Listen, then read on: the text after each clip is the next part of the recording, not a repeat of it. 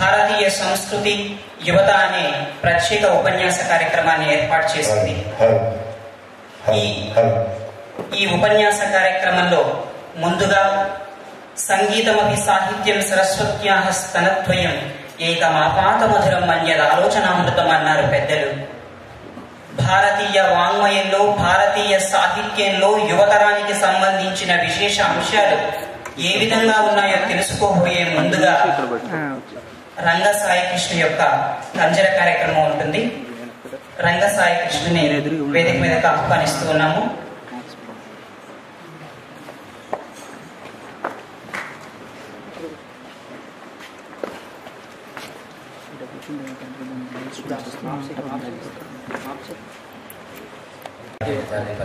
కార్యకర్తలకు విద్యార్థులందరికీ నమస్కారం.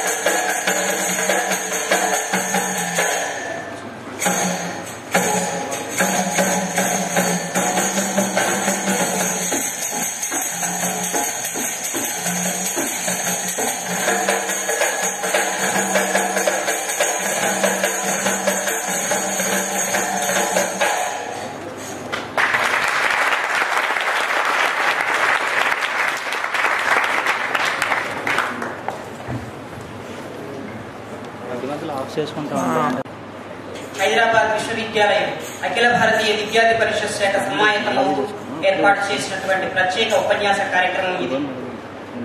ఆనో భద్రా క్రతమో ఎందు విశ్వతః అంటుంది ఋగ్వేదం. ప్రపంచం నలుమూలల నుండి గొప్ప గొప్ప ఆలోచనలు ఎక్కడున్నా సరే నాలోకి ప్రవేశించుగాక అంటుంది భారతీయ వైదిక వాంగ్మయం. అంతేకాదు భారతీయ వేదాంతంలో ఉత్తిష్ట జాగ్రత్త అంటుంది. మాయ అంటే ఎటువంటి పని చెయ్యొద్దని భారతీయ వేదాంతం చెప్పలేదు. పని చేసిన తరువాత దాని ఫలితాన్ని గురించి ఆలోచించుకోలేదు. ఉత్తిష్ట జాగ్రత్త, ఎల్లవేళలా జాగరూకతో ఉండు, కంబలి కప్పుకొని నిద్రపోమని చెప్పినది కాదు భారతీయ వేదాంతం. ఎల్లవేళలా జాగరూకతోటి ప్రవర్తిల్లమని చెప్పినటువంటిది భారతీయ వేదాంతం. మన హైదరాబాద్ విశ్వవిద్యాలయం యొక్క ధ్యేయవాక్యం కూడా సా విద్య యా విముక్తయే అన్న విష్ణు పురాణం యొక్క ఉక్తి. మనం చదువుకునేటువంటి విద్య సమాజంలో మన భవబంధనాలు నరసింహారావు గారు వేదిక క్షేత్రానికి చేస్తూ ఉన్నారు.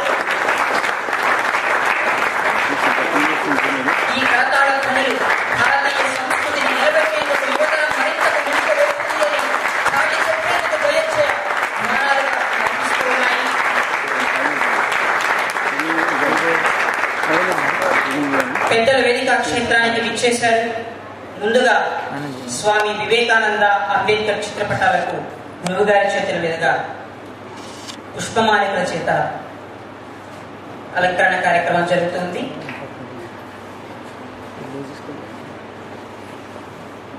భారతీయ వేదాంత దుందుబిని ప్రపంచ దేశాలలో వ్యాపింప చేయటంలో కృతకృత్యులైనటువంటి వారు స్వామి వివేకానంద వారు. వారికి ఆ మహానుభావుడి యొక్క చిత్రపటానికి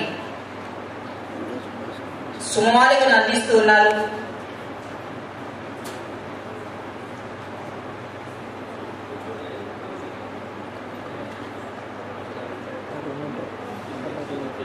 ముందుగా జ్యోతి ప్రజ్వలన కార్యక్రమం కుంభ సరస్వతి డాక్టర్ గరికపాటి నరసింహారావు గారు, అదేవిధంగా ఆచార్య పేతోలు రామబ్రహ్మం గారు, ఆచార్య శ్రీ రేమిళ్ళ వెంకట రామకృష్ణ శాస్త్రి గారు, శ్రీ సుబ్బరాజు గారిని వేదిక మీదకు ఆహ్వానిస్తూ ఉన్నాము. ఆ జ్ఞాన జ్యోతుల్ని వెలిగించి భారతీయ సంస్కృతి విజ్ఞాన జ్యోతి ప్రకాశ తరంగాలను దేశవ్యాప్తంగా పరివ్యాప్తం చేసేందుకు ఆ జ్ఞాన జ్యోతులు దోహదపడతాయని భావిస్తూ ఉన్నాము.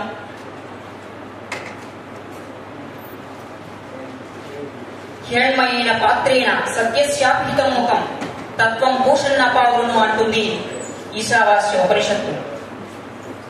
సత్యాన్ని బంగారం కప్పివేసింది ఓ సూర్య భగవంతుడా, నీ గొప్ప తేజస్సుతోటి ఈ సత్యాన్ని మళ్ళీ అందరూ తెలుసుకునేలాగా చెయ్యని చెప్తున్న ఈశావాస్య మంత్రంలో చెప్పిన ఆ సూర్యుడి సంబోధన ఈ జ్ఞాన జ్యోతులకు కూడా వర్తించి పాశ్చాత్య సంస్కృతి మోహంలో పడి ఉన్నటువంటి భారతీయ యువతరాన్ని మళ్ళీ సూర్యులుగా దేదీప్యమానులుగా తేజోవంతులుగా తీర్చిదిద్దేందుకు దోహదపడతాయి ఆ జ్ఞాన జ్యోతులు అన్నట్లుగా భారతీయ ప్రకాశ తరంగాలుగా ప్రకాశిస్తూ ఉన్నాయి ఆ జ్ఞాన జ్యోతులు.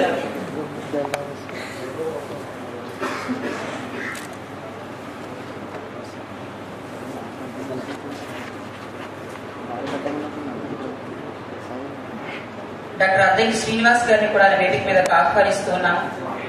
జ్యోతి ప్రకాశన యజ్ఞంలో పాల్పంచుకోవాల్సిందిగా కోరుతున్నాము.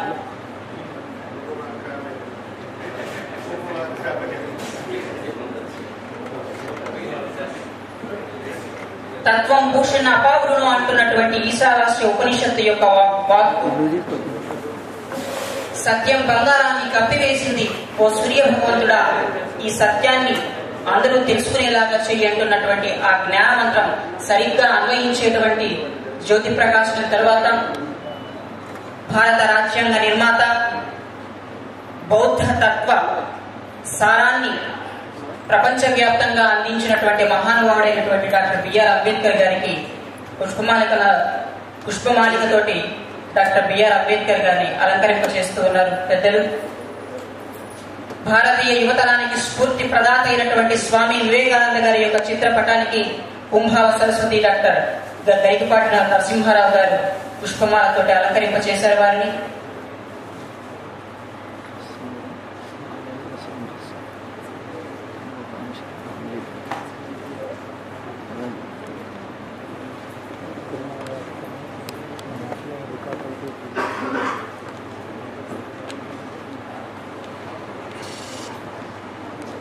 కుంభావ సరస్వతి డాక్టర్ గరికపాటి నరసింహారావు గారిని పుష్పగుచ్చంతో వారి నిండైన మనసుకు మా విద్యార్థుల పక్షాన నిండైన పుష్పగుచ్చాన్ని అందించవలసిందిగా కోరుతూ ఉన్నాను. రమాదేవిని ఆహ్వానిస్తూ ఉన్నాను.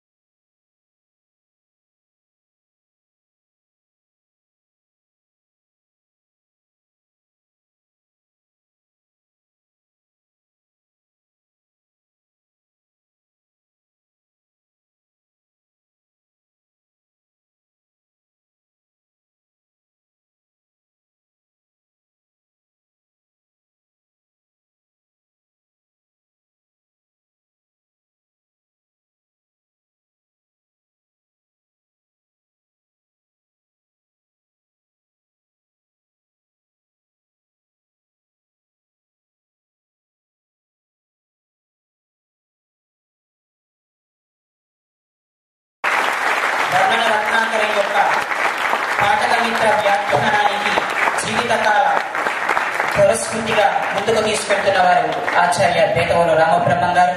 వారి చేతుల మీదుగా గురువు గారిని దృశ్యాల చేత అలంకరింప చేయవలసిందిగా కోరుతూ ఉన్నాం. దృశ్యాల సమాజంలో మామూలుగా ధు అంటే చెడు అని అర్థం ఉంటుంది, కానీ దృశ్యాల ధు అంటే అతి కష్టైన సంప్రాప్యమానం మీద ఎంతో కఠోరమైన పరిశ్రమ ఉంటే తప్ప దక్కనిది అనే అర్థంలో దృశ్యాలలోని ధు. ఎంతో పట్టు ఉంటే తప్ప భాషా సాహిత్యాలలో ఎంతో పట్టు ఉంటే తప్ప ఇటువంటి పట్టు శాలువలు తక్కువ అనేటువంటి సత్యాన్ని ఆ పట్టు శాలువలు కూడా చాటి చెబుతుంది. గురు శిష్యుల యొక్క మైత్రి అది, భారతీయ సంస్కృతి అది. కేవలం పాఠాలు చెప్పడమే కాదు, వినడమే కాదు భారతీయ సంస్కృతిలో గురు శిష్యుల సంబంధం. ఆ ఆత్మీయత కౌగిలిలో భారతీయ సంస్కృతి లోగిలి ఏంటో మనకు కనిపిస్తూ ఉన్నది.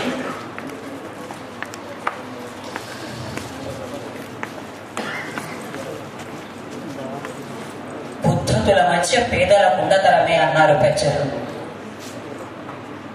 తెలుగు భాషా సాహిత్యాలలోను సంస్కృత భాషా సాహిత్యాలలోను వారి యొక్క ప్రతిభ, వారి యొక్క గరిమ ఇంత అంత అని చెప్పడానికి ఎవరికి కూడాను వాచాం అగోచరః అని ఆదగినటువంటి పాండిత్యం ఉన్న గురువుగారు వీరు.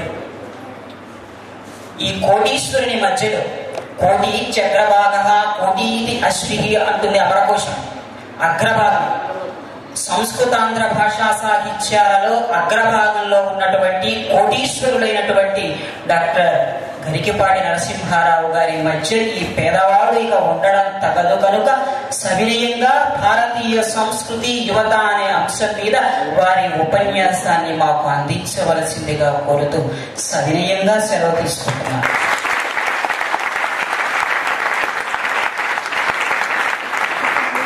అధిపతియో శ్రీమత్పరాశక్తియో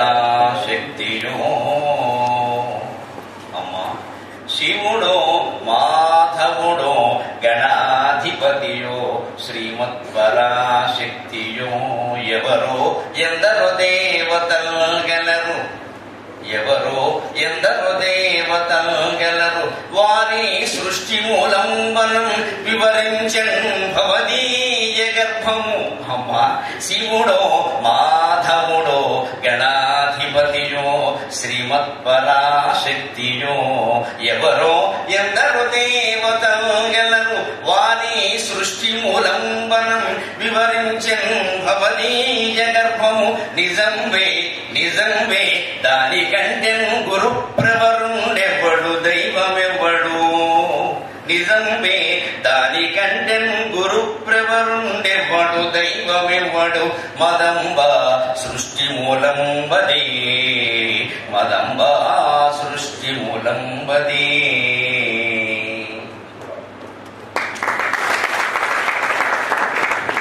భారతీయులమే పుట్టడం, భారతీయ సంస్కృతి అవగాహన చేసుకోగలగడం,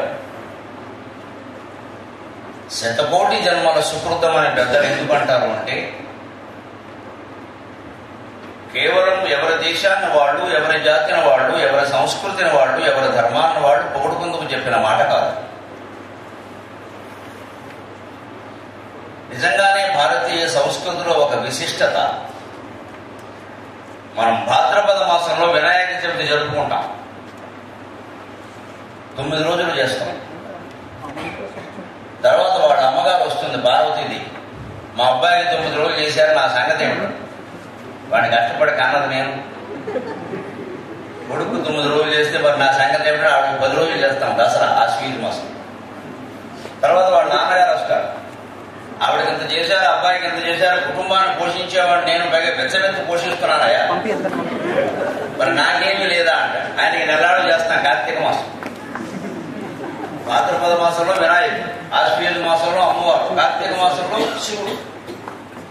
తర్వాత వాడు మేనమామ వస్తాడు శ్రీ మహావిష్ణువు. వీడంతా అమ్మాయికులు, 3 సార్లు సంసారాల్లో ఇబ్బంది వస్తే చక్రం పట్టేసిన వాడిని నేను, అంతా కాపాడుకుంటూ వచ్చాను నేను. 10 అవతారాలు ఎత్తి విడసొమ్మ పోయింది, వీడు కైలాసంలో కూర్చున్నారు. మరి నాకేమిటంటే మార్గశిర మాసం, ధనుర్మాసం అంతా ఆయనకి చేస్తాం. ఓ నెలల పాటు శుభ్రంగా పొద్దున్నే విష్ణువాలయాల్లో పులిహోర, దద్దోజనం, చక్కెర పొంగలి ప్రసాదాల కోసమైనా గుడ్డగడం, దానికోసమైనా గందరాడే వేస్తాం. చలికాలంలో లేవడానికి బద్దకం బతికిస్తారు. అందుకని ఈ స్కీమ్ పెట్టారు. ప్రపంచంలో అనేక రకాల మతాలు, ధర్మాలు, సంస్కృతులు ఉన్నానండి.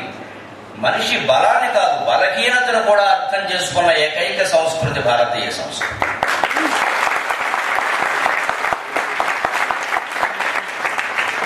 మనిషి చెయ్యలేని నియమాలన్నీ పెట్టి వాడిని పాపాత్ముని చేయడం కాదు మన లక్ష్యం. చెయ్యగలిగినవే చెబుతారు, చెయ్యగలిగిన విధానంగానే చెబుతారు. ఇలా చేయకపోతే అలా చెయ్యి, అలా కాకపోతే ఇలా చెయ్యి, మొత్తం మీద చెయ్యి మానే. అయితే ఈ స్వేచ్ఛ మరింత ఎక్కువైపోయింది మన దేశంలో వచ్చిన ఇబ్బంది. నియమం అనేది మరీ క్లిష్టం చేస్తే ఎంత కష్టమో, నియమాలు మరీ సడలించినా అంతే కష్టం. అందుకే విచక్షణ అనేది భారతీయ సంస్కృతిలో చాలా ప్రధానమైన విషయం. అందుకే నేను మా తల్లి అమ్మ ప్రార్థనలో శివుడు, మాధవుడు, గణాధిపతి, పరాశక్తి, ఇంకా ఎందరో, అల్లా, యేసుక్రీస్తు, బౌద్ధ మతం, బుద్ధుడు, ఇంకా జనమహాదేవుడు, ఎంతమంది, ఇన్నింటికైనా అవకాశం ఉంది. మనకేం ఇబ్బందులు. ఇంకో 2-3 దేవతలు పెరిగితే వచ్చిన నష్టమే లేదు. ఇప్పటికే 3 మంది ఉన్నారు. నష్టమే కదా పెట్టుకోమన్నారు గణంలో. పెళ్ళి 10 ఏళ్ళు ఏమి ఇచ్చాడు మీ నాన్న అంటే, దేవుడు ఇచ్చేది నీ మొహాన్ని కట్టు, నన్ను ఇచ్చాడు దాదండి, మరి ఇంకోటి ఇవ్వాలి అంట. అయిపోయింది. ఈ తగదా అయితే లింగోద్భోగాలు అయిపోయింది. 2 గంటలు ఇంకోటి అన్నారు. జగడమాడైనా జాగారం చేయమన్నారు భారతీయ సంస్కృతి. జగడమాడైనా సరే అంతేకాదు ఒక సమన్వయ ధోరణి. తెల్లారితే మనం జరుపుకోబోయే శివరాత్రి పండుగలో ఉంది శివతత్వం. శివరాత్రి నాడు మా ప్రవచనాలు చెప్పేవాళ్ళందరూ వరుసగా ఒక 10 రోజుల పాటు శివతత్వం చెబుతారు. సరే, దసరాకి దేవీ తత్వం చెబుతారు. భయపడతాను దేవీ భాగవతం రాసిన మహానుభావుడు. వారు రాసిన దేవీ భాగవతం చదివి అమ్మవారి అలవాటు చేసుకున్నాం. దేవీ తత్వం చెబుతారు. దసరా కృష్ణాష్టమి వస్తే కృష్ణతత్వం, శ్రీరామనవమి, ఉగాది తర్వాత రామతత్వం. ఇన్ని తత్వాలు ఉంటాయండి. ఆలోచించండి ఒకసారి. అన్నిటికీ మూలం తత్వం. మనకి లెక్కల్లో మామూలుగా కామం తీసేయండి అంట. 4-5 మాటలు ఈ కామం తీసేయండి. కామన్ ఏమిటంటే తత్వం. రామతత్వం, దేవీ తత్వం, కృష్ణతత్వం, ఇవన్నీ చూడండి. శివతత్వం, ఇందులో మామూలు మాట అన్నింటిలో ఉండేది తత్వం. అంటే తత్వం, అది నువ్వే, ఆ పరమాత్మ నువ్వే. అది తెలుసుకుందుకు నానేక మార్గాలు ఉన్నాయి. అది రామాయణం ద్వారా నువ్వు దేవుడు అని తెలుసుకోగలిగితే రామతత్వం, భాగవతం ద్వారా నువ్వు దేవుడు అని తెలుసుకోగలిగితే కృష్ణతత్వం. వానికి శోషయిత మారుత అచ్చేద్యోయమదాప్యోయమని భగవద్గీతలో జీన్స్ ప్యాంట్ గురించి చెప్పారు. వేరే అర్థాలు చెబుతారు కానీ అసలైంది జీన్స్ ప్యాంట్. అది వాషింగ్ మెషిన్ లో వేస్తే విషం పంచి. అది మహాతపస్సు లక్షణం. మా పిల్లల్ని చూసి కూడా నేను ఏదో ఆనందిస్తాను. వీడు సాక్షాత్ శివస్వరూపాలు. ఎందుకంటే శివుడు చుట్టూ ఉంటాయి. శివుడు ఒకటే ఏనుగుతో జీన్స్ ప్యాంట్కి పెద్ద తేడా లేదు. అది అంతే. శివస్వరూపాలు. మేము ఎలా ఉండలేము. ఇప్పుడు ఈ బట్ట సాయంత్రం విడిచిపెట్టకపోతే నాకు ఇబ్బందిగా ఉంటుంది. వాళ్ళు అలా కాదు, అదృష్టం ఉంటుంది. అందుకే పిల్లలను చూసి నేను దండం పెట్టుకుంటాను. శివస్వరూపాలు ఈ వైవిధ్యం చూడండి. రకరకాల దేవతలు, వారికి రకరకాల ఆయుధాలు, రకరకాల ఆభరణాలు, రకరకాల అలంకారాలు, రకరకాల నైవేద్యాలు. ఇదంతా మన మనస్సులో ఉండే వైవిధ్యం. మనస్సు ఎప్పుడు వైవిధ్యాన్ని కోరుకుంటుంది. ఒక రకంగా ఉండదు. రోజు ఒక పదార్థం తినలేము, రోజు ఒక వేషం వెయ్యలేము, రోజు ఒకలా ఉండలేము. ఇది గమనించే భారతీయ సంస్కృతిలో దేవతారాధనలో కూడా రకరకాల విధానాలు. ఇందులో నీకు ఏది నచ్చితే అది చెయ్యి. శివరాత్రి నాడు ఇలా చెయ్యి, శ్రీరామనవమి నాడు ఇంకోలా చేయాలి. ఈ అన్న చేయమన్న విధానాలన్నీ మీరు గమనించండి. ఎందుకు శివరాత్రి నాడే ఉపవాసం, శ్రీరామనవమి నాడు ఉపవాసం ఉండరు. ఉగాది 10 రోజుల్లో వస్తుంది నెల. ఉగాది నాడు ఉపవాసం ఉండరు, శివరాత్రి నాడు ఉపవాసం. సరిగ్గా గమనించండి. అంతేకాదు కార్తీక మాసం ఎక్కువ ఉపవాసాలు ఉంటాయి. నవంబర్ నెల ఎప్పుడు భారతీయ ధర్మంలో ఉండే పండుగలు, ఆచారాల విశేషాలలో 3 కోణాలు ఉంటాయి. దయచేసి యువతను గమనించాలి. 1 భౌతిక కోణం, 2 మానసిక కోణం, 3 ఆధ్యాత్మిక కోణం. మీరు ఏ ఆచారం తీసుకున్నా సరే కాస్త లోతుగా పరిశోధన అనే పేరు మీద ఇలా పరిశోధన చేస్తే భౌతికమైన ప్రయోజనం ఒకటి ఉంటుంది, మానసికమైన ప్రయోజనం ఒకటి ఉంటుంది, ఆధ్యాత్మికమైన ప్రయోజనం ఒకటి. ఖచ్చితంగా కార్తీక మాసంలో దీపాలు పెడతారు. ముందు భౌతికమైన ప్రయోజనం. కార్తీక మాసం సరిగ్గా చలి బాగా ఉంటుంది. తర్వాత డిసెంబర్ నాటికి ఇంకా చలి పెరుగుతుంది. వర్షకాలానికి ఈ చలికాలానికి సంధికాలం క్రిమి కీటకాలు విపరీతంగా పెరుగుతాయి. అవి చనిపోవాలంటే బలి కట్టుకుని చంపితే పెద్ద 125 రూపాయల బ్యాట్ ఒకటి బలి దోమల బ్యాట్ కానీ దాంతో ఎక్సర్సైజ్ చేయకూడదు. అది పాపం. కానీ దీపం పెడితే పాపం కాదు. ఎందుకంటే దీపం పెట్టి నువ్వు పురుగులను రమ్మని ఆహ్వానించలేదు. అవే వచ్చాయి వాటి కనుక మనకన్నా అవసరం. మనం వెల్కమ్ అని రోజు పెట్టాలి. ఇది ధర్మ సూక్ష్మం అంటే ఇది. ప్రహ్లాదుని తండ్రి మీద ఎంత కోపం అన్నా తనేం చేయాలి. చేసేలేదు రుచి కూడా చేయించాడు. గొడవ లేదు. ప్రహ్లాదుని మీద కేసాడు. శ్రీశ్రీ సరదాకి పరిచయం రాశాడు. కన్నులు తిని ప్రహ్లాదును దండించి రుచిముల చేత తండ్రిని చెప్తాను. దీన్నే అహింస అందు.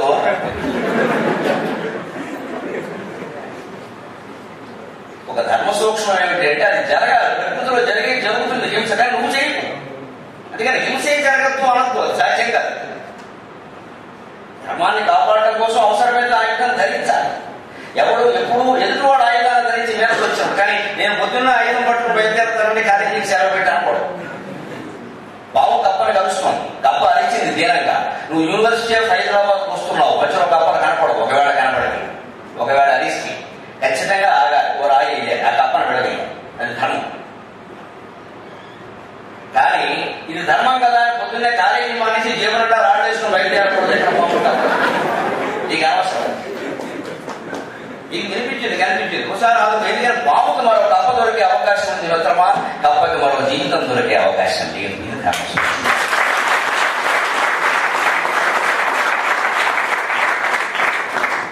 దీన్ని న్యాయశాస్త్రంలో బెనిఫిట్ ఆఫ్ డౌట్ అంట.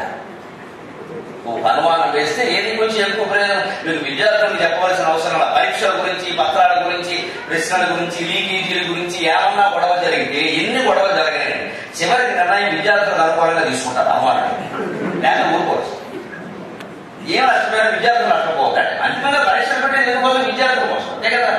వాడు నష్టపోయేది పరీక్షలు దీనికి. అంతిమంగా ధర్మాన్ని కాపాడాలి. కానీ అందుకోసం సంచేస్తూ బయలుదేరాలి. కార్తీక మాసంలో మీరు దీపాలు పెట్టడం భౌతిక కోణం ఈ క్రిమి కీటకాల హరించి మానవుల ఆరోగ్యాన్ని కాపాడుకోవడం అయితే మానసిక కోణం గమనించండి. అన్ని దీపాలు అలా వెలుగుతుంటే ఇంటి ముందు ఎంత కళగా ఉంటుందండి. అసలు ఆ ఇల్లు కానీ, ఆ దేవాలయం కానీ, ఆ వీధి కానీ నెలంతా గుళ్ళల్లో దీపాలు పెడుతుంటే మనం పెడుతుంటే చూస్తుంటే ఎంత కళగా ఉంటుంది. మానసికమైన అనుభూతి. వీళ్ళ ఏదైనా బెడ్డో పేరంటమో విందో వినోదమో చేస్తే చెట్లకు దీపాలు, పొట్లకు దీపాలు, సీరియల్ రైట్లను పెట్టట. అనవసరం కరెంటు ఖర్చు కాదు. దానికంటే ఇది మంచిది కాదు.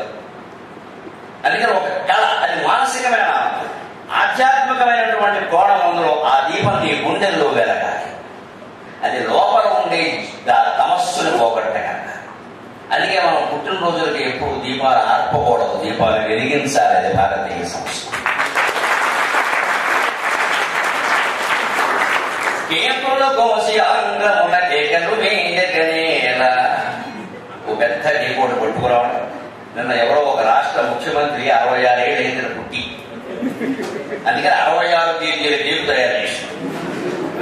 అది కూడా పార్లమెంటు భవనం మోడల్లో తయారు చేశారు. అసలు ఆవిడ శరీరం పార్లమెంటు భవనం వేరే తయారు చేయలేదు. ఆవిడ ఆ కాలమే పార్లమెంట్. అందుకే ఈవిడికి ఇప్పుడు ప్రధానమంత్రి అవడం 3వ ఫ్రంట్ అని పెడుతున్నారు. వాడు 36వ ఫ్రంట్ అని. 3వ ఫ్రంట్ రాగానే దేశం బ్యాకే. ఫ్రంట్ వస్తే బ్యాకేగా ఉన్న 2 సరిపోలేదు. ఇప్పుడు 3వ ఫ్రంట్ కూడా తయారవుతారు. అందులో అందరికీ ప్రధానమంత్రి పదవి మీద కాంక్ష. అందుకని అప్పుడే ఆవిడ ప్రధానమంత్రి అయిపోయింది, పార్లమెంట్ లో వెళ్ళిపోయిందని ఊహించుకున్న పార్టీ కార్యకర్తలు 66 కేజీల కేకు తయారు చేశారు. స్తంభాలు పార్లమెంట్ మోడల్ అని. ఇటువంటి కేకు కూడా తయారు చేయడం. దానికి పోయిన హ్యాపీ బర్త్డే టు యూ అని 16 సార్లు. అది కూడా తెలుగులో పుట్టినరోజు శుభాకాంక్షలు అననే. జన్మదిన శుభాకాంక్షలు తెలుగులో పదాలు లేకపోతే వేరు. ఉన్నాయిగా, ఉన్నదానికి కూడా వెతకండి. జీవితంలో ఎవరైనా డబ్బు లేకపోతే అప్పు చేస్తాడు, కానీ ఉండగా అప్పు చేస్తాడా?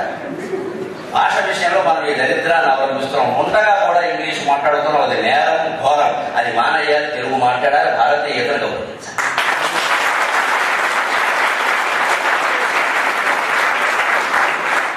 అందరూ మాట్లాడుతున్నారు కదా అనద్దు. మనం అందరం కాదని మనం విద్యార్థులం, చదువుకుంటున్న వాళ్ళం. మనకి చదువు రాని వాడికి ఒక తేడా ఉంది. అక్కడ తెలియక చేస్తాడు. తెలిసిన వాళ్ళు మనం చేస్తే అక్కడ తేడా ఉంది. మా చిన్నతనంలో చూసేవారు చదువుకున్న బుద్ధి లేదా అనేవారు. అంటే చదువుకున్న వాడికి బుద్ధి ఉంటుందని ఒక నమ్మకం వాడతాం. నమ్మకాలు లేవు. చదువుకుంటేనే ఉండదేమో అని అనుమానం కూడా వస్తుంది. చదివేస్తే ఉన్నమతి పోయిందని అన్నారు. పూర్వం అలా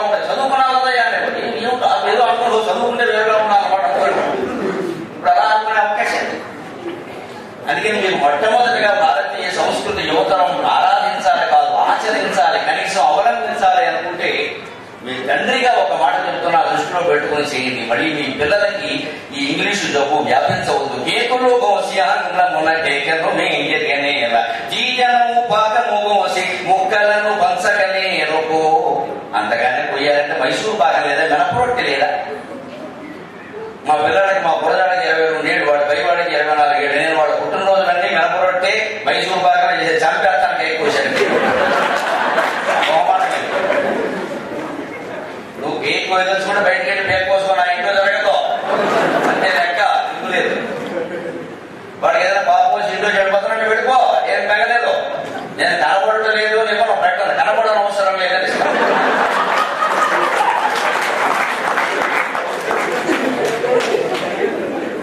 అలాంటి మొహమాటం ఉండవాడి. కనపడడం అవసరం లేదు, జూమ్ చేసి చెప్తాం. మళ్ళీ ఎవరి ఇంటికి తీసుకురావద్దు. శుభ్రంగా చేసేస్తాం. నాయన వెళ్ళిపోవడం బాధాకరమే. వెళ్ళిపోవడం వల్ల నీ పేరు నాస్తంతా నీ తమ్ముడు పేరు పెట్టేశాం. ఎక్కడున్నా ఐదారు నీ భోగ భాగ్యాలతో సుఖంగా ఉండాలని కోరుకుంటున్నాం. అయిపోయి ఎప్పుడు సాయంత్రానికి వచ్చేస్తారు ఇంటికి వెళ్తే మనం అంతా ఆనందంగా ఏం చేస్తాడు. ఏదైనా ఒకటి పాటింపజేయాలంటే కొంచెం ఖచ్చితంగా ఉండాలి. కఠినంగా ఉండకూడదు, ఖచ్చితంగా ఉండాలి. కఠినం మీరు, ఖచ్చితంగా ఉండడం మీరు. కాఠిన్యం అవసరం లేదు, ఖచ్చితంగా. అందుకని మీ పుట్టినరోజులు జరిగితే ఇక్కడి నుంచి కేకు కొయ్యకండి. కొయ్యాలనుంటే మైసూరు పాకం పోయండి. కనీసం మన పిండి వంట, మైసూరు పిండి వంట, లేదు మినపరొట్టి బ్రహ్మాండం తెలుగు పిండి వంట ఒకటి బాగా కూడా. కేకులు కోసి ఆంగ్లమున కేకలు వేయగనే తీయనము పాకము కోసి ముక్కలను పంచగనే రొకో. దీపమార్పుని శోకములేల జన్మదిన శోభన వేళల. దీపమార్పుని శోకములేల జన్మదిన శోభన వేళల. జ్ఞానదీపమై జ్ఞానదీపమై చీకటి పారద్రోలుటయే జీవిత సారమటం చెరుంగనే.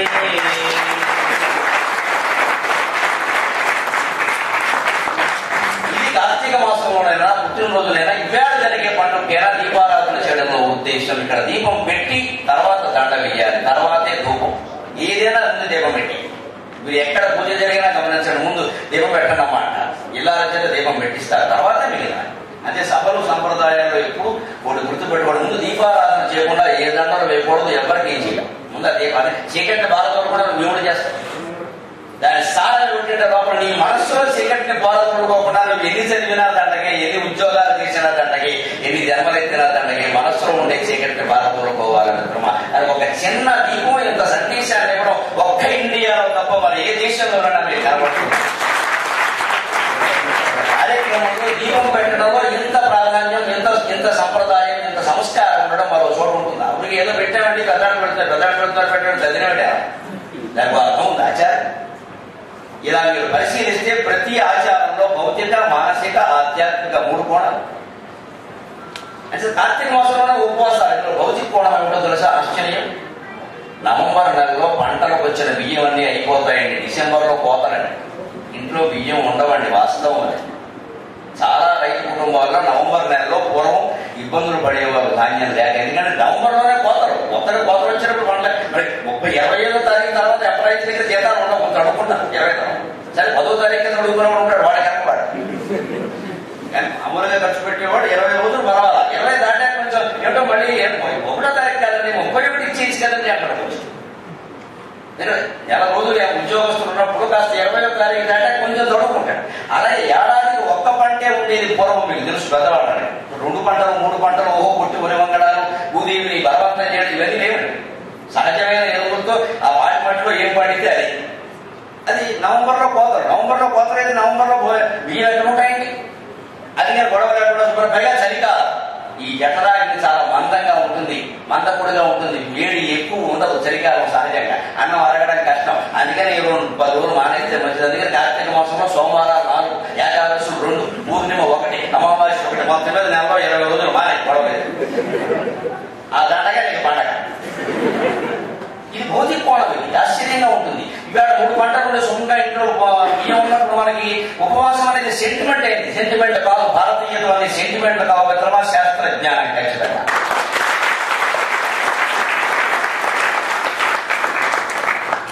చెగ్గా అరగని కాలంలో వచ్చే పండుగల్లోనే ఈ ఉపవాసాలు ఎక్కువగా ఉంటాయి. ఈ ఉపవాసాన్ని మీరు శివరాత్రితో ముగింపు చూసుకోండి. ఎందుకంటే శివరాత్రితో చలిగిపోతుంది. నాగుల చవితి నాడు ప్రవేశిస్తుంది చలి. దీపావళి వెళ్ళిన 4వ రోజు నాగుల చవితి వస్తుంది. శ్రీనాథుడు శివరాత్రి మహత్యంలో అంటాడు చలి ప్రవేశించే నాగుల చవితి నాడు అంటాడు. రథసప్తమి నాడు కూడా కొంచెం ఇంకా వేడిగా ఉంటుంది ఖచ్చితంగా. శివరాత్రి నాడు శివశివ అని వెళ్ళిపోతుందని శివరాత్రి మహత్యం కావ్యంలో చెబుతాడు. శివరాత్రి నాడు సరిగ్గా నాగుల చవితి నాడు వచ్చిన చలి కాస్త ఉధృతంగా ఉంటుంది కార్తీక మాసంలో, మార్గశిర మాసంలో. అదే సంక్రాంతి వచ్చేసరికి సంకటకైనా చేతులు పెట్టుకోవడం అంటారు, ఇలా పెట్టుకుంటాం తప్పని. సంక్రాంతికి సంకటంలో చేతులు అంటారు, శివరాత్రికి శివశివ అని వెళ్ళిపోతుంది. వెళ్ళిపోయే ముందు అందుకే మీకు చూడండి, నిన్న మొన్నటి నుంచి కొద్దిగా చలి పెరిగింది, రేపటితో వెళ్ళిపోతుంది. దీనే సంతి ప్రతాపం అంటారు. ఏమో ఆరిపోయే ముందు గట్టిగా వెళ్తుంది కాస్త. అందుకని సంధి ప్రతాపం చలి వెళ్ళిపోయే ముందు కాస్త డ్యాన్స్ ఆడుతుంది, కొంచెం వెళ్ళిపోతుంది. అంటే శివరాత్రి ఉపవాసానికి శివరాత్రి ఒక్కరోజు చేస్తామని మాఘమాసం అంతా చేయి. ఇక తర్వాత వస్తుంది ఉగాది. మీరు గమనించండి, ఒక్క పండుగ మళ్ళీ ఉగాది నాడు మనం కలుసుకునే అవకాశం లేదు. మీరు అందరూ ఉగాది జరుపుకుంటారు. ఉగాది ఎందుకు జరుపుకోవాలి, జనవరి 1 ఎందుకు జరపదు? 2013, 2014 ఇవన్నీ మనకి లెక్క తెలుసుకున్నాయి, స్పష్టంగా జరుపుకోవచ్చు కదా. ఎందుకు ఈ ఉగాది? ఇక ఓ సంవత్సరంలో ఒక రోజు వస్తుంది, ఇంకో సంవత్సరం ఇంకో రోజు వస్తుంది, డేట్ ఖాయంగా మనం చెప్పలేం.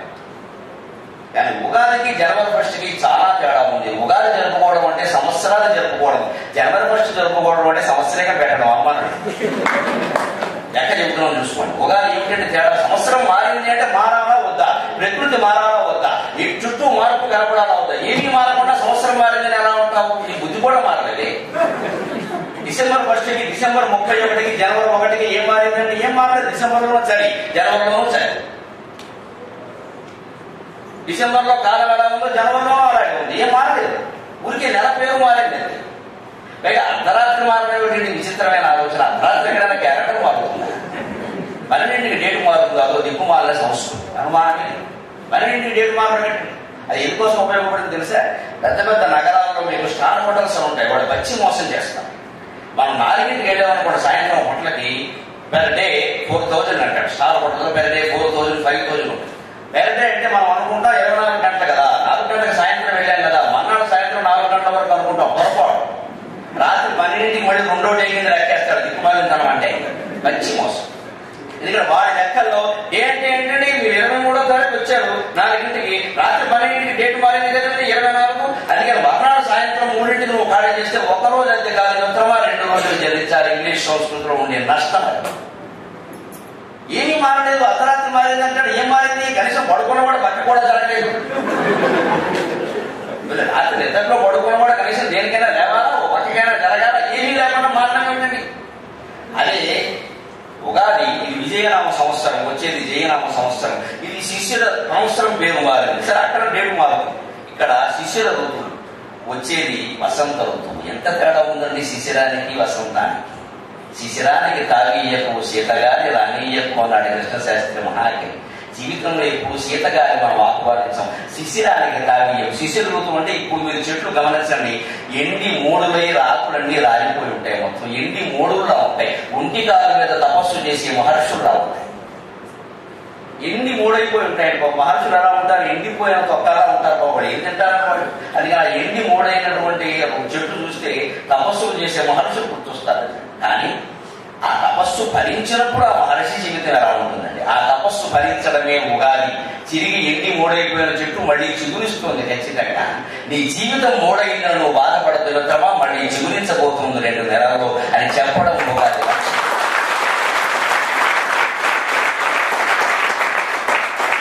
ఇప్పుడు నిర్ణయించుకోండి, ఉగాది నాడు మనం పండగ చేసుకోవాలో డిసెంబర్ 31 రాత్రి ట్యాంక్ బండ మీద తంగారాడాలో.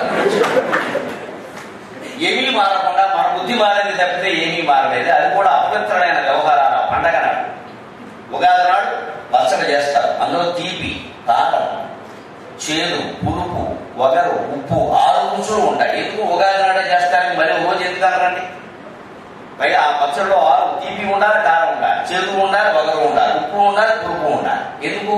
అక్కడి నుంచి నీ జీవితం అంతా 6 రకాల రుచులు ఉంటాయి. జాగ్రత్తగా చూసుకో, అన్ని కలిపి సమన్వయంగా చేసుకుని జీవితాన్ని నడుపుకోనాయన. అంతేగాని ఆ చేదు ఉండడానికి వీలు లేదు, వగరు ఉండడానికి అంటే జీవితమే ఉండడానికి వీలు లేదు. నదిలో నీళ్లు కొట్టుకుని వచ్చినప్పుడు మీరు గమనించండి, నీళ్లు మాత్రమే మట్టి వస్తుంది, రాళ్ళు వస్తాయి, తూటు మొక్కలు వస్తాయి, రకరకాలు వస్తాయి. నీకు కావాల్సిన దేవుడు నువ్వు తాగాలి తప్ప ఈ దరిద్రం నాకు పెరిగిరాలి. ఫ్రెష్ వాటర్ అంటే అసలు నదే రావు.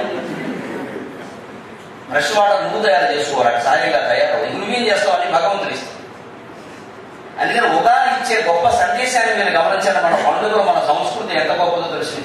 రాలిన ఆకు మేల్బసిడి రాగముగా చిగురించు, రాలిన ఆకు మేల్బసిడి రాగముగా చిగురించు, ఎండుదై వ్రాలిన మోడు జీవరసరమ్య శిరస్సున పైకి లేచు, ఎండుదై వ్రాలిన మోడు జీవరసరమ్య శిరస్సున పైకి లేచు, పాల్వాలిన లోకమందు అవమానము కండు ఘడిల్లెనంచు గల్గోలుగా నేర్చెదేల, పాల్వాలిన లోకమందు అవమానము కండు ఘడిల్లెనంచు గల్గోలుగా నేర్చెదేల, నవఘోరక రాగము కోకిలమ్మయే హేళగా పాడుచున్నది, నవఘోరక రాగము కోకిలమ్మయే హేళగా పాడుచున్నది, ప్రహేళికలం పగిలింపరం విగన్.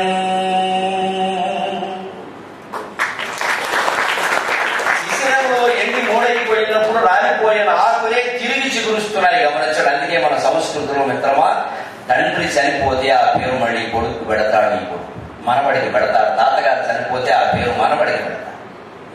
అమ్మమ్మ చనిపోతే ఆ పేరు మనవడానికి పెడతాడు. తాత చనిపోయాడని మనం అనుకోట్ల మనవడి రూపంలో మళ్ళీ మన ఇంట్లో పుట్టాడు. ప్రతిదీ వస్తుంది, ఏది పోదు. ఇది భారతీయ సంస్కృతి. ఈ జీవితమే అనుకోవద్దు, దీనికంటే ముందు కొన్ని 100 జీవితాలు ఉన్నాయి, దీని తర్వాత 100 జీవితాలు ఉన్నాయి. అందుకని ఈ జీవితాన్ని గతం నుంచి అనుభవాలు పాఠాలు నేర్చుకోవాలి, రాబోయే జీవితానికి పునాది వేసుకోవాలని భారతీయ సంస్కృతి చెబుతుంది. విదేశీ సంస్కృతి అలా చెప్పదు. Death is the end of life. చచ్చిపోయేలోగా అన్ని అనుభవించే, తినే, తాగే, నీ ఇష్టం, పోటే, మళ్ళీ ఛాన్స్. ఇందువల్ల మొత్తం యువతరం చెడిపోతున్నామా లేదా? ఖచ్చితంగా వేసుకోవయా అనవసరం ముందు ఎందుకు వచ్చిందండి ఈ మాట? మనకు బతుకునేది ఇంకా ఎవరిలో అనుభవించే మళ్ళీ 40-50 ఏళ్ళు వస్తే కష్టం. ఏమిటి కష్టము? ఇప్పుడు అనుభవించకపోతే ఏమిటైంది? అనుభవించకుండా ఎంతమంది లేరు. ఈ దేశ సంస్కృతి గురించి మీకు ఎంతవరకు తెలుసో నాకు తెలియదు, నన్ను మన్నించండి. గురువుల ముందు మాట్లాడటానికి నేను భయపడుతున్నా. 84 రకాల శృంగార భంగిమలతో వాత్సాయన కామసూత్రాలు రచించిన మహానుభావుడు వాత్సాయనుడు. ఆ జన్మ బ్రహ్మచారి మై ఫ్రెండ్. స్త్రీ స్పర్శ తెలియదే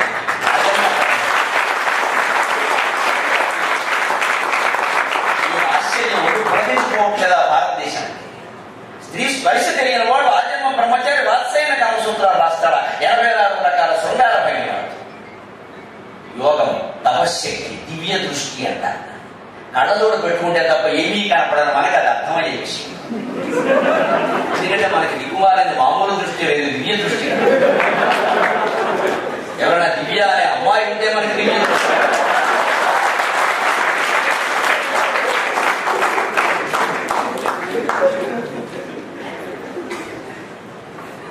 మనకు అర్థం కాని విషయాల గురించి వ్యాఖ్యానాలు చేయండి. తపస్సు లేదా బ్రహ్మచారి ఎలా ఏంటండి?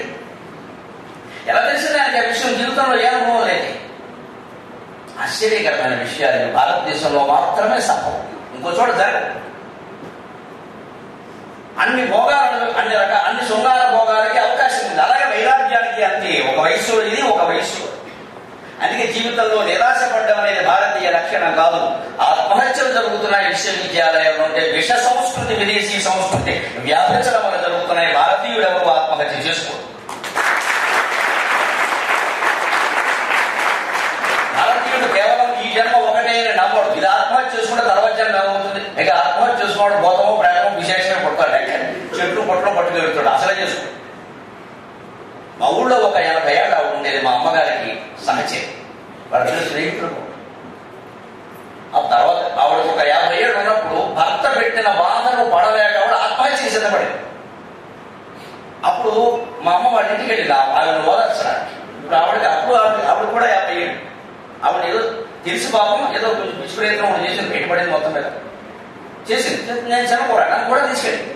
అప్పుడు మా అమ్మ మాట్లాడిన మాట ఇప్పటికీ నాకు మెరుపులా తెలుస్తూ ఉంటుంది ఒకసారి. ఇప్పుడు ఎంత తెలియదు వీళ్ళకి. ఆవిడ పరిష్కారం ఏం చెప్పాలి? ఏమిటే? ఆవిడ పేరు శుభమ్మ, మా అమ్మ పేరు వెంకమ్మ. అలాగే ఉండేది. అందుకే మా ఇంట్లో ఎప్పుడైనా మా ఆవిడ పాపం వచ్చి మా పని మనిషిని ఏమన్నా అంటే నాకు బాధగా ఉంటుంది. ఎందుకంటే దాని పేరు కూడా వెంకమ్మ. వెంకమ్మ పేరు ఉన్నా ఉన్నట్టుందని కాదు, ఈ పేరు మీద మా అమ్మని అంటుందేమో నాకు కొంచెం.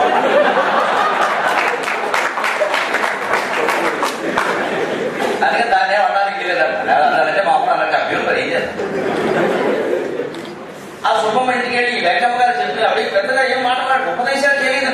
ఓకే శోభమ్మ చచ్చిపోతావా పిచ్చిదా అని ఎంత గొప్ప విచిత్రమైన విషయం. చచ్చిపోతే ఇవన్నీ ఎందుకు వస్తాయి? ఈ బాధలన్నీ జన్మాంతర పాపాల వల్లే కదా, అవి మిగిలిపోతాయి కదా, మళ్ళీ పుట్టాలి అవకాశం ఎందుకు వచ్చింది అనిపిస్తే పోతుంది.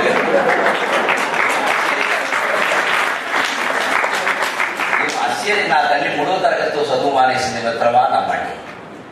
3 చదువులట్టి ముంతైదు నీవు ఎట్టి లెక్కనైనా కట్టగలవు.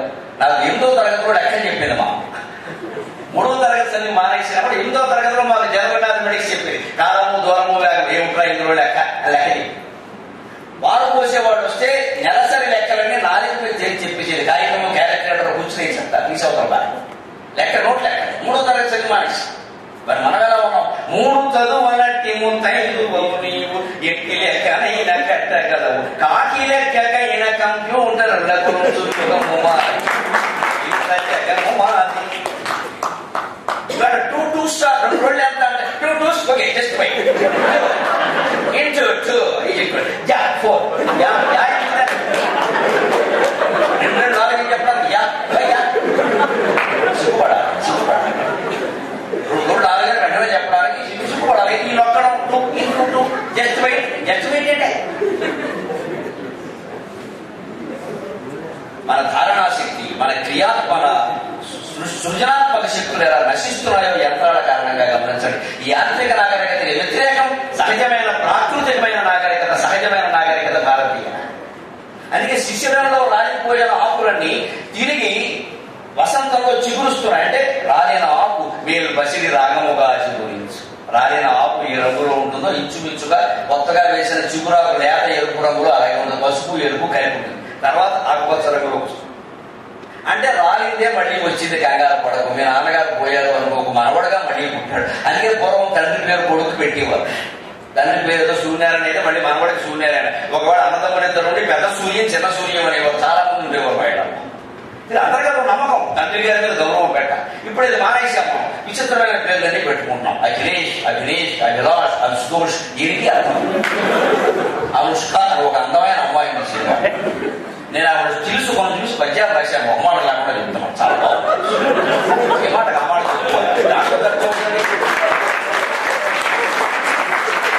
విశ్వనాథ్ సత్యనారాయణ గారికి మీకు ఎవరు బాగా నచ్చారంటే జ్యోతిలక్ష్మి నచ్చిందని చెప్పాడు. అప్సర స్త్రీ లక్షణాలన్నీ జ్యోతిలక్ష్మిలో ఉన్నాయని అన్నాడు. నేను అప్పుడు జ్యోతిలక్ష్మి కావాలని నేను చాలా చిన్నపిల్లాను. నాకు అనుష్కలో మళ్ళీ అప్సర స్త్రీ లక్షణాలు.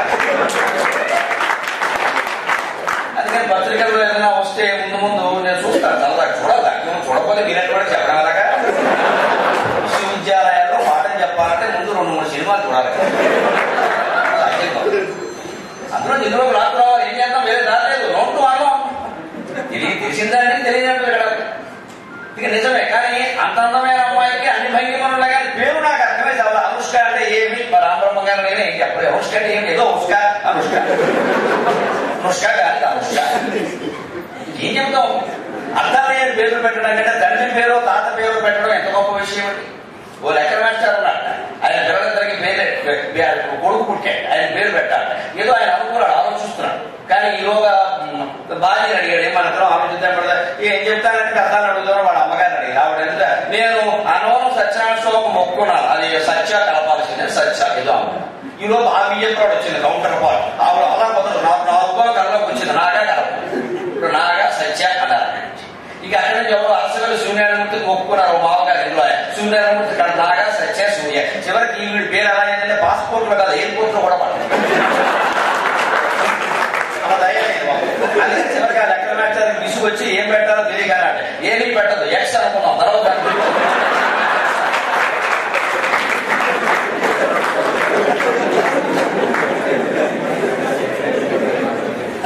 పోతుంది లెక్కలు నచ్చారు కదా. దానికి తెలియని దాన్ని ఎక్స్ అనుకోవడం అలవాటు. ఎక్స్ అనుకోవడంలో సౌకర్యం ఉంది. విలువ కనుక్కోవాలి. ఉంటే కనుక్కోవచ్చు, లేకపోతే లేదు. ఉంటే కదా.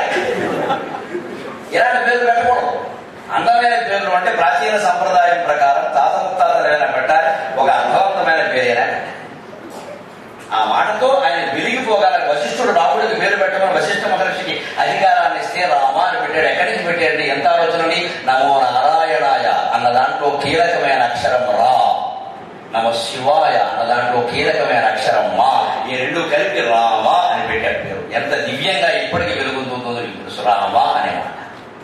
పంచాక్షర మంత్రంలోంచి ఒక అక్షరం, అష్టాక్షర మంత్రంలోంచి ఒక అక్షరం తీసి రెండు కలిపి వశిష్ఠ మంత్రించి రామో నామ అని పెడితే ఇవాళకి రామాయణాన్ని మించిన కావ్యం ఉందా? రామాయణాన్ని సృష్టించకుండా ఎవరైనా నవలైనా, నాటకమైనా, కథ అయినా ఏదైనా రాస్తారు. వీరు అలా పెట్టాలి, అంతందంగా పెట్టాలి. ఎందుకని పెట్టేవారు?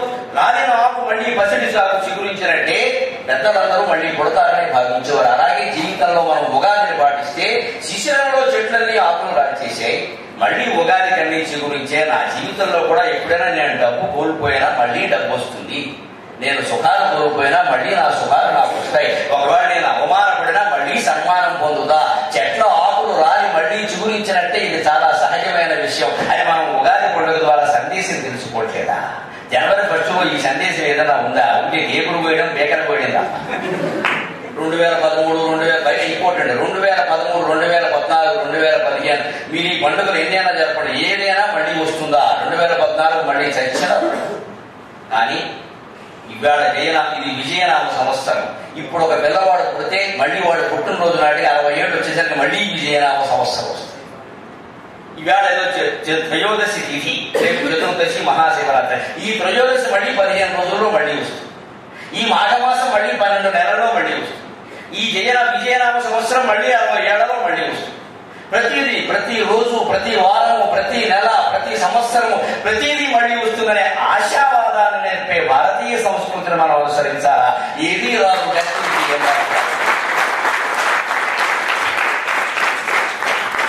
యువతరం దుర్వ్యసనాల పాల్గొనడానికి ఎప్పటి భోగాలు అప్పుడే అనుభవించాలి, తర్వాత అవకాశం దొరకదేమో అని తొందరపడడానికి ఈ మనస్తత్వం కారణం. ఇది ముందు మార్చుకోవాలి. మనం చాలాసార్లు అనుకుంటాం, మనం office management, time management, family management, అన్ని మేనేజ్మెంట్ అంటే మైండ్ మేనేజ్మెంట్ చాలా ముఖ్యం.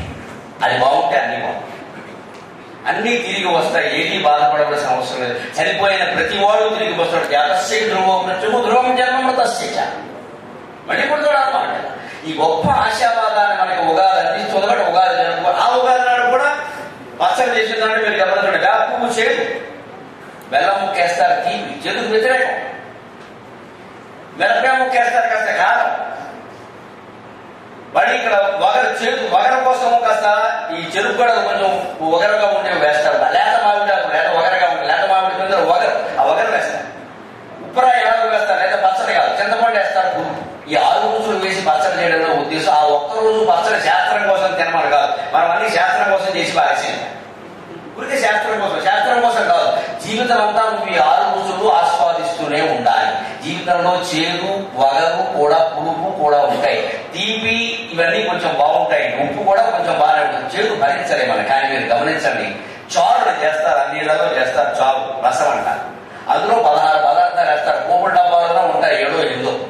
ఇక మిగిలిన పక్క మొత్తం 16 రకాలు వేస్తారు. అందులో మీరు గమనించండి, ఆవాలు వేస్తారు, మెంతులు వేస్తారు, ఇంగు వేస్తారు. ఆవాలు చాలా చేదు, 4 ఆవాలు నోట్లో వేసుకుంటే గంట సేపు ఆ వాసన పోదు, ఆ చేదు పోదు. మెంతులే నాకు సాయంత్రం వరకు పోదు. ఇంగు వేసి జీవితాంతం పోదు.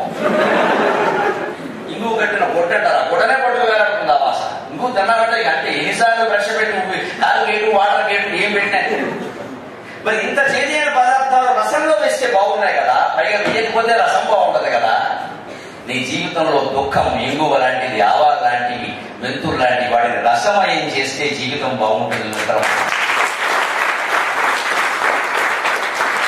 దుఃఖాన్ని రసమయం చేసి ఆస్వాదించాలి, దుఃఖాన్ని రసంగా తీసుకోవాలి. అందుకే మన కావ్యాల్లో కరుణ రసం అంటారు దాన్ని. ఏడు మన శోకం. దానికి సాయిభావం శోకమే, కానీ రసస్థాయికి వెళ్ళేసరి కదా కరుణ.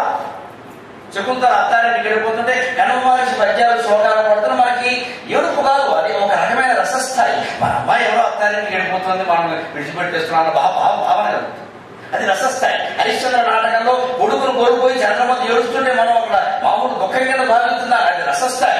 ఏం బాగా అంటే ఆవిడ ఏడుస్తుంటే నీకు బాగానే ఉంటాడే ఆ మాట ఏంటో, కానీ అది రసం అంటారు. ఎందుకంటే ఆవిడ నిజంగా ఆ నటిమణికి ఏం అసుఖం జరగల. అక్కడ నాటకంలో ఒక పాత్ర అంటే నీ జీవితాన్ని కూడా నాటకంగా తీసుకో. ఇది జగన్నాటక సూత్రధారి శ్రీకృష్ణ పరమాత్మ ఆడిస్తున్న నాటకం. ఇందులో బతికి పోయిన నాటకమే, వంగిన నాటకమే, పైకి లేచిన నాటకమే, ఈడైన నాటకమే. నాటకంగా భావించి జస్ట్ ప్లే, ఆడుకో, ఆనందంగా ఆడు.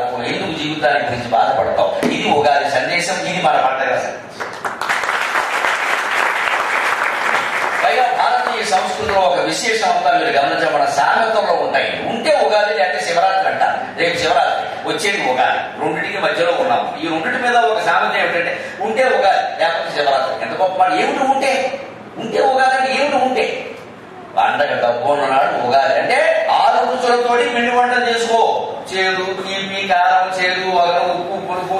నీకు ఎప్పుడు డబ్బులు ఉంటే అప్పుడు, సంవత్సరాల నాడు కాదు. నీ ఇంట్లో ఎప్పుడు నీకు ఆనందం ఎప్పుడుంటే అప్పుడు, డబ్బులు ఎప్పుడుంటే అప్పుడు 4 పదార్థాలు చేసుకో. ఉంటే ఉగాది అనుకో, లేకుంటే శివరాత్రి అనుకో. ఏడవ నిజంగా తినడానికి తిండి లేక బాధపడితే వాడు ఉపవాసం, శివుడికి ఇష్టం అను. అది ఎవరన్నా అడిగినా కూడా లేదండి మేము పేదవాడు అనద్దు. చచ్చినా పేదరికాన్ని ఒప్పుకోవద్దు. వాడు శివరాత్రి అంటే మేము ఉపవాసం ఉన్నాం, సోమవారం అంటే ఉన్నాం, గురువారం అంటే ఏదో ఒక వారం ఉంటుందిగా, ఏ వారం కూడా ఉండాలి.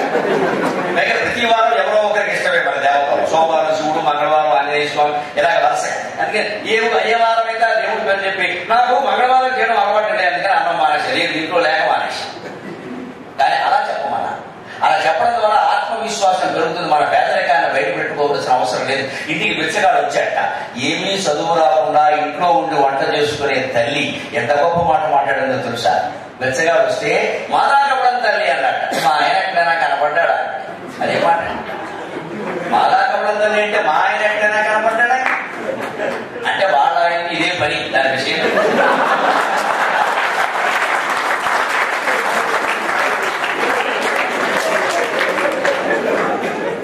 ఇదంతా తెలివితేటండి. మీరు ఏమి ఈడ్చిపడి చదవలేదు. అందుకే ఖచ్చితంగా వాళ్ళ భాషలో వాళ్ళ అమ్మగారి దగ్గర అమ్మగారి దగ్గర చదువుకున్నారు కానీ బడులు చేస్తారు. ఇంగ్లీష్ లో డాన్స్ అన్నది ఒక పోయిట్ అంటాడు, నేను 15 ఏళ్ళు స్కూల్లో ఉన్నాను అయినా చెడిపోలేదంటాడు. 15 ఏళ్ళు స్కూల్లో ఉన్నాను అయినా చెడిపోలేదు. స్కూల్కి ఎడబడుతుందమ్మా. అలాగా ఎక్కడ చదవలేదు. అది తెలివితేటండి. మా ఆయన ఎక్కడైనా కనపడ్డాడంటే అర్థం ఏంటి? యూనివర్సిటీలో ఎంటెక్ చదివే అబ్బాయి కనపడకపోతే ఇంకో ఎంటెక్ అని అడుగుతాం. ఏబీడీపీ అని కనపడకపోతే ఏబీడీపీ అని అడుగుతాం. మీద కలిసి తిరుగుతారు కదా తేడా పడుకునే. ఐఎంఏ వాడు కనపడకపోతే ఐఎంఏ అని అడుగుతాం. ఇంకో వాడిని అడగాం కదా. అలాగే ఒక బెచ్చగాడు కనపడకపోతే ఇంకో బెచ్చగాడు అడుగుతాం. ఆ తెలుగు ఉపయోగించడం ఆధారపడడం తెలియాలి కదా. మా ఆయన ఎక్కడైనా కనపడ్డాడు ఆయన అర్థమైపోయింది. ఆయన తెలుగు మీడియమే అని తెలుగు మీడియం కాబట్టి విషయాలను ఎదుర్కొన్నాడు. అందుకని ఆయనకి అర్థమై అయ్యో అలాగా మాకు కనపడలేదమ్మా, పక్క మీదలో ఉన్నాడేమో చెప్తాను. మరి ఈ మీదలో ఉంటే బాగుంటుంది. పక్క మీదలో ఉన్నాడేమో చెప్తాను. నచ్చేది మధ్య అర్థం చేసుకోక పాప ఎలా ఏం కూస్తున్నావు సాటి వచ్చిగాడు పెడదాం. మరి సానుభూతి అని వెళ్ళిపడి దీనివల్ల 2 ప్రయోజనాలు. ఒకటి వాడిని పంపగలిగింది మర్యాదగా, 2 మళ్ళీ ఎప్పుడు రాడుకోవాలి కింద జరిగాయి. ఎంత తెలివండి! లేనివాడు లేదని చెప్పక్కల, తిరిగి లేకపోయినా లేదని చెప్పక్కల. మేనేజ్ అంటారు. దీన్ని మేనేజ్ చేయొచ్చు. జీవితాన్ని నెట్టుకొని రావచ్చు. మన దారిద్ర్యాన్ని, మన బలహీనతల్ని బయట పెట్టుకోవాల్సిన అవసరం లేదు. మనకి నిజంగానే తినడానికి అవకాశం లేనప్పుడు నాకు తినాలని లేదు అని చెప్పవచ్చు. ఇప్పుడే తినేశాను అని చెప్పవచ్చు. అనేక మాటలు. దాన్ని బలహీనతను బయట పెట్టుకోవాల్సిన అవసరం లేదు. అదేం గొప్ప విషయం కాదు. ఈ సంభాషణ నైపుణ్యం అంతా సాహిత్యం చదివితే వస్తుంది. సరస్వతి స్వరూపాలు, బ్రహ్మస్వరూపాలు లాంటి వాడు ఉన్నారండి. మీరు ఎంతవరకు వినియోగించుకుంటున్నారో దయచేసి ఆలోచించండి. వారి పాద స్పర్శన నేను పరమ పవిత్రంగా భావిస్తాను. వారు పాఠాలు చెప్తున్నారంటే పేదవాడు రామవర్మ గారు మీరు ఎంత అదృష్టవంతులండి. మా గురువు గారు అని చెప్పుకోవడం కానీ నేరుగా ఆయన దగ్గర నేను చదువుకోలేకపోయాను. నాకు అవధానాల్లో ఆయన గురువు నా పక్కన సంచాలకుడుగా ఉండి ఎంత ఉద్దేశంగా నడిపిస్తారో సఫలతలు ఆయన ఉంటే ఆ ఒక దోస్తా ఇంత పక్కన సరస్వతి దేవి అలా కూర్చున్నట్టు ఆ స్ఫురణే అనుకుంటుంది. మనం ఏదో మామూలు బ్యాండు చొక్కాలో మామూలుగా కనపడుతుంటే మనం ఏదో అనుకుంటామంటే సరస్వతి స్వరూపాలు అంటే కుంభావ సరస్వతి. నేను గురువుగా అనుకోవడమే కానీ నాకు అదృష్టం లేదు. ఈ జన్మకి ఎప్పుడు ఆయన దగ్గర నేను పాటలు మా కుర్రాడు చదువుకుంటుంటే నేను ఆనందంలో నాకు పట్టణ యోగం నీకు పట్టిందిరా, నువ్వు అదృష్టవంతుడు రాకంట. అయ్యా మీరు తెలుగులో ప్రత్యేకించి మేస్టర్ ఉన్నారని తెలిసి నేను చేపించి ఒకసారి ఆయన పాఠం ఆయన వ్యాకరణం చెప్తారా, ఎంత బాగా చెప్తారు. ఎందుకంటే నా జన్మకు నాకు ఓరియంటల్ కాలేజీలో చదువుకునే యోగం కరకరా, ఏదో గవర్నమెంట్ కాలేజీలో బిఎస్సీ నేనంతా ఇంటి దగ్గర చదువుకోవడమే. మీరు అటువంటి ఉపాధ్యాయుల దగ్గర ఉన్నారు. మీరు ఎంత గొప్ప వైదుష్యం అద్దంకి శ్రీనివాసి గారు కానీ, శాస్త్రి గారు కానీ, వారు కానీ, మీ తెలుగు డిపార్ట్మెంట్ లో ఉన్నవారు శరత్ జోస్వర్ గారు, తుమ్మల రామకృష్ణ గారు, ఎంతంత మహానుభావులు ఒకసారి ఆలోచించి. మహాపండితుల యొక్క వారసత్వం అంతా వారి కుటుంబాల్లో ఉంది. వారి దగ్గర విద్య నేర్చుకోండి, రాజకీయాల బాధ నేర్చుకోవచ్చు.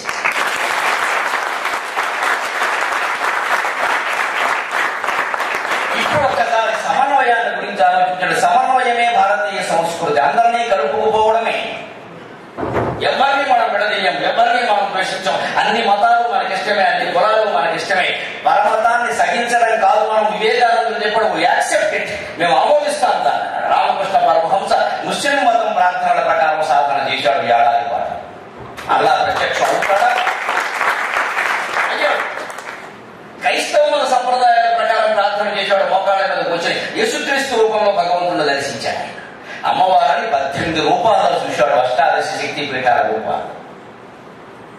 ఆయన విడిచిపెట్టాడు. నాకు ఎందుకు కనపడవు, నాకు ఎందుకు ఎంతసేపు నీ బొమ్మైనా, నాకు ఎందుకు కనపడవు, నాకు ఎందుకు కనపడవు అని ఆరాధనా పూర్వకంగా ఏడిచి తపస్సు చేస్తే అమ్మవారు దర్శనం ఇచ్చింది. ఆశ్చర్యం అండి. అమ్మవారైనా ఆడదే లెక్కలెక్కే. ఆవిడ ఏమో తెలుసా, 18 రూపాయలు దర్శనం ఇచ్చాక పరమహంస అన్నింటిలోకి ఏ రూపంలో చాలా అందంగా ఉన్నారని అంటున్నాడు. ఈయన పరమహంసే, ఆవిడ పరమేశ్వరు కదా, ఆవిడ సరదా ఆవిడ చెప్పండి బాగున్నాయా, కష్టపడి అన్నింటిలో దర్శనం ఇచ్చారు. ఏ రూపంలో ఎక్కువ అందంగా ఉంది? సోనియా గాంధీ నుంచి సానియా మీర్జా వరకు అందరూ అందాన్ని చూడితే పడుతుంది.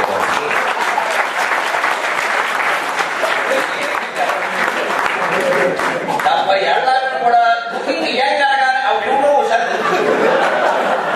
వాడు అన్నాడు, మనకి ముందు లేదు, మనకి అర్థం చూసుకుంటే తెలియదు.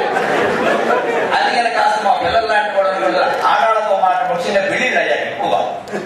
సంభాషణ నైపుణ్యం అంటే ఎప్పుడు భార్య ముందు కనపడగానే బాగున్నావు అంటూ ఉండాలి. ఒక మాట వాడు బాగున్నావు బాగున్నావు మనకి టిఫిన్ బాగుంటుంది. అలాగే వీడు గొప్పదిగా వాడు మనస్సులో భావం బయట పెట్టాలి. కొత్త చీర కట్టుకుంటారు, వచ్చి పక్కన ఉంచుంటారు.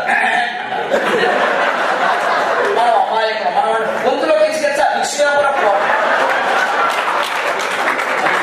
బాగాడంటారు. వీడికి శాంతం లేదు, అసత్యం లేదు అన్నది. గొంతులో తీసుకెళ్తారు, కొత్త చీర కట్టుకున్నాడు ఎలా ఉందో చెప్పు, అది గమనించాలి. అలా మాట్లాడితే భార్య అంటే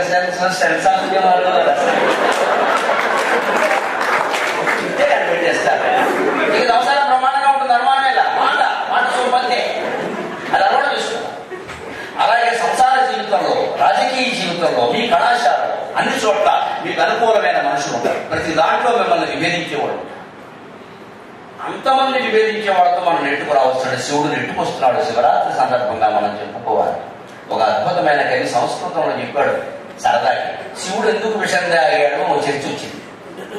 ఎక్కడికి తెలుసు ఎందుకు విషం తాగాడండి, నాకే అనుమానం వచ్చింది. మా ఇంట్లో శివుడు రాగేదో సెకండ్లో పోసుకుని ఇలా విషం తాగుతున్నట్టుగా ఒక చిత్రం ఉంది క్యాలెండర్. దాన్ని చూసి ఒకసారి నాకు ఏడుపు వచ్చింది. లోకముడు లోకజాలనికి ఈ విషయం ఇచ్చారా అన్నది. ఎందుకంటే బాలసముద్రంలో లక్ష్మీదేవి పుట్టింది, విష్ణుమూర్తి పెట్టుకెళ్ళి. కౌస్తవం పుట్టింది, ఆయన గారు మెడ వేసుకున్నాడు. కామధేను పుట్టింది, వశిష్ఠుల వారికి ఇచ్చారు. చింతామణి పీఠం పుట్టింది, ఇంద్రుడికి ఇచ్చారు. 60,000 మంది పుట్టారు, అప్సరసులు అందరూ తొలగబడి పని చేసుకున్నారు. ఏమీ దొరక పోయిన దొరకనే శివుడు దొరికాడు అమ్మాయిలు. ఆయన ఫోన్ చేశారు, వెంటనే మీరు వచ్చారు. మరి దానికే సామెత తెలంగాణ లోకు మొగుడికి లోకల్ జాబ్. మొగుడు లోకపోతే లోకల్ జాబ్ కలిసి పోతారు. కాబట్టి బియ్యం అనకూడదు తెలుగు. అందుకే నాకే ఒకసారి నేను నాకు శివభక్తిగా శివుడికి అభిషేకం చేస్తూ బొమ్మ చూసి ఎంత అమాయకుడు అయ్యా, మీ భక్తులమైన మమ్మల్ని కూడా అమాయకులు చేసి పారేశారు. ఎందులకి విషము సహించి ఫలించి క్షమించి దాచితో, ఎందులకి విషము సహించి ఫలించి క్షమించి దాచితో, తొందరపాటుగా దేవి దోసిలినొక్క సుధా ప్రసంగమా స్వామి, తొందరపాటుగా దేవి దోసిలినొక్క సుధా ప్రసంగమా అంటే నా స్వామి నాకు స్ఫురణ రూపంలో జవాబు ఇచ్చాడు. నేను ఎందుకు తాగానో నీకు తెలియదురా, నేను తొందరపడ్డానా. ఇందరి మేలు కోరి ఒకరి మజినమ్మని మటంచు, ఇందరి మేలు కోరి ఒకటి మజినమ్మని మటంచు, మాకందరకు వచించితివి ఆచరణంబున నీలకంధరా. ఇవాళ ఎంతమంది అమరవీరుల త్యాగం కారణంగా తెలంగాణ రాష్ట్రం ఏర్పడిందండి. మరి వాళ్ళంతా శివస్వరూపులు కాదా? మనం నమస్కారం చేయంతా.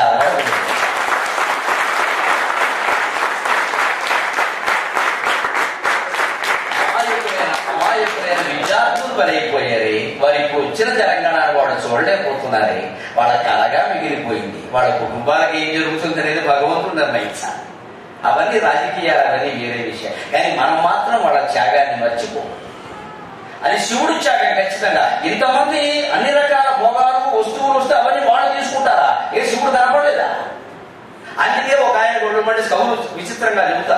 అందుకే ఒక సభలో ప్రస్తావన వస్తే మీకేం తెలుసు శివుడు సంసారంలో ఉండే కష్టాలు అవన్నీ భరించడానికి వచ్చిన తాగడానికి.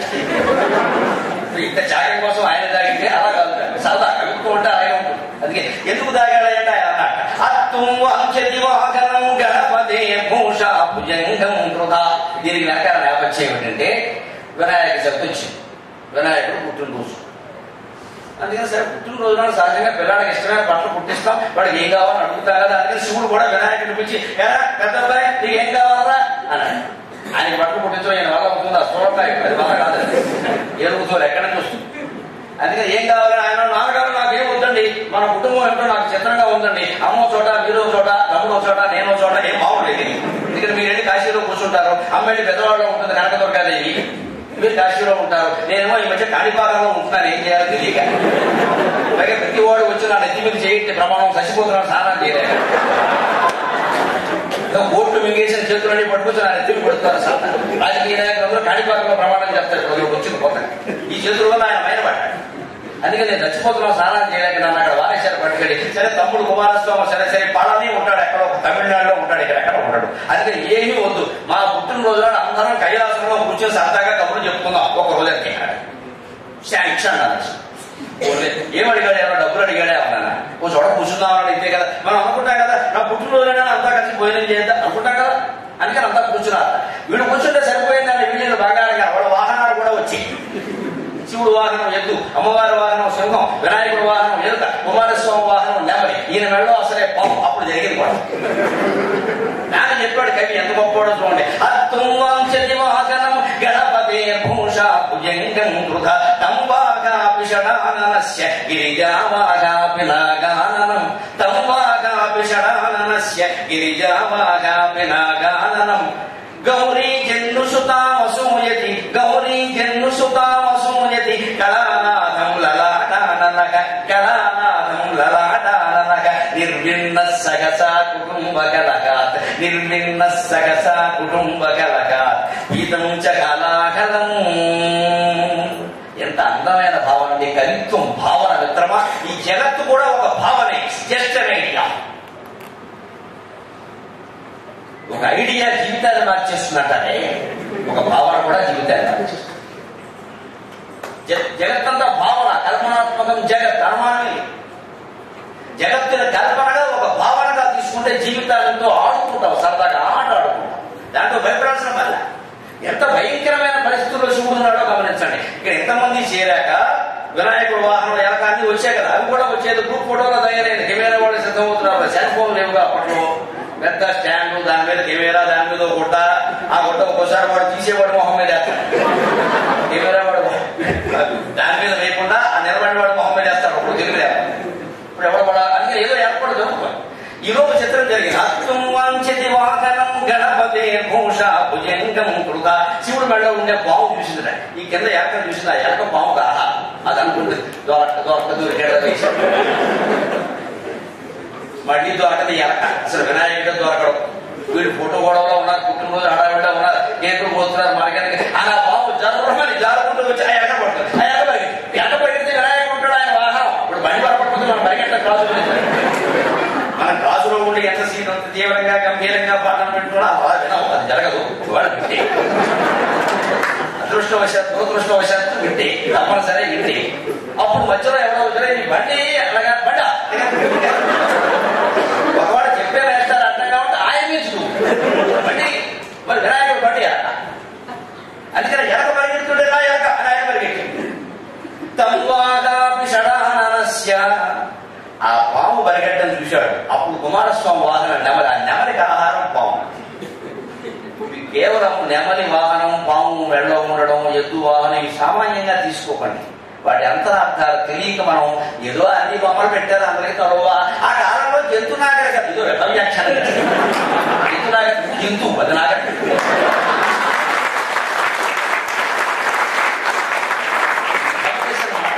కుడి దశ, మలి దశ, రాళ్ళ దశ, వేళ్ల దశ రవలెక్కలన్నీ వేసి సంస్కృత తపస్సు ఉంటే ఇది అర్థం అవుతుంది, లేదా అర్థం కాదు.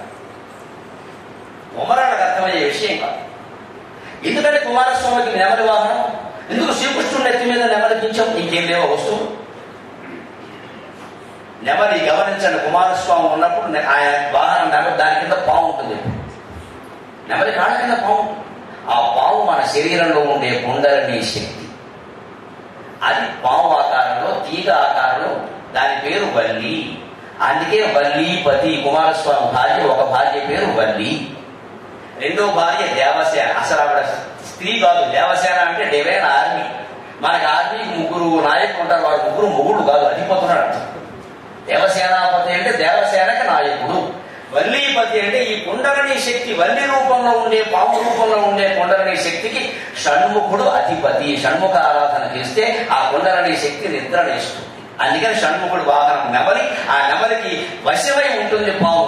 మన శరీరంలో ఉండే పాము రూపంలో చుట్టుకుని, అది కూడా 7 చుట్టాలు. సరిగ్గా ఆదిశేషుడు వైకుంఠంలో 7 చుట్టలు చుట్టుకుంటాడు. తిరుపతిలో 7 ద్వారాలు, వైకుంఠంలో 7 ద్వారాలు. ఎంత సమన్వయమైన నాగరికత మనం చూసుకోకపోతే అలా. మన శరీరంలో కూడా వైకుంఠంలో ఉండే విష్ణువు 7 చుట్టాలు చుట్టుకుని పాము రూపంలో కింద పడుకున్నాడు. ఆయన లేపాలి విష్ణువు దర్శనం చేయాలి.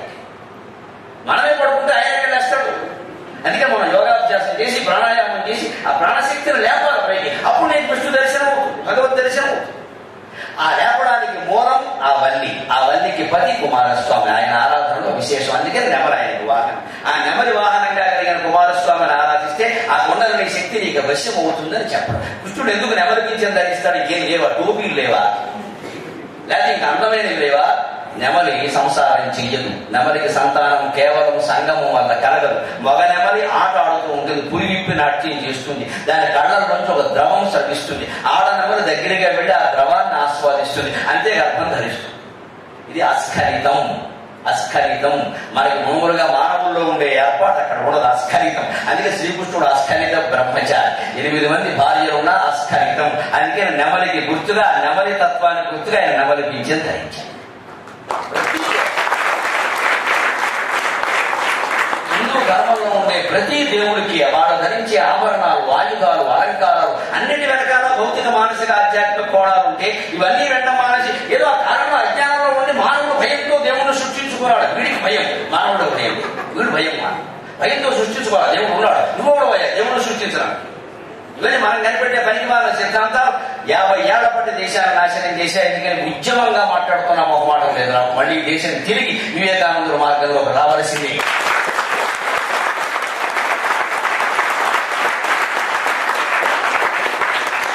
అసలైన అర్థాలు చెప్పకుండా కనీసం తల్లికి, తండ్రిని గౌరవించి ఒక మామూలు సంస్కారమే లేకుండా తపస్సు, సంధ్యావందనం ఏమీ లేకుండా ఉన్న కొన్ని ప్రబుద్ధులు సృష్టించిన సిద్ధాంతాలు ఒక తరమంతా 50 ఏళ్ల పాటు చెడగొట్టు రాశారు.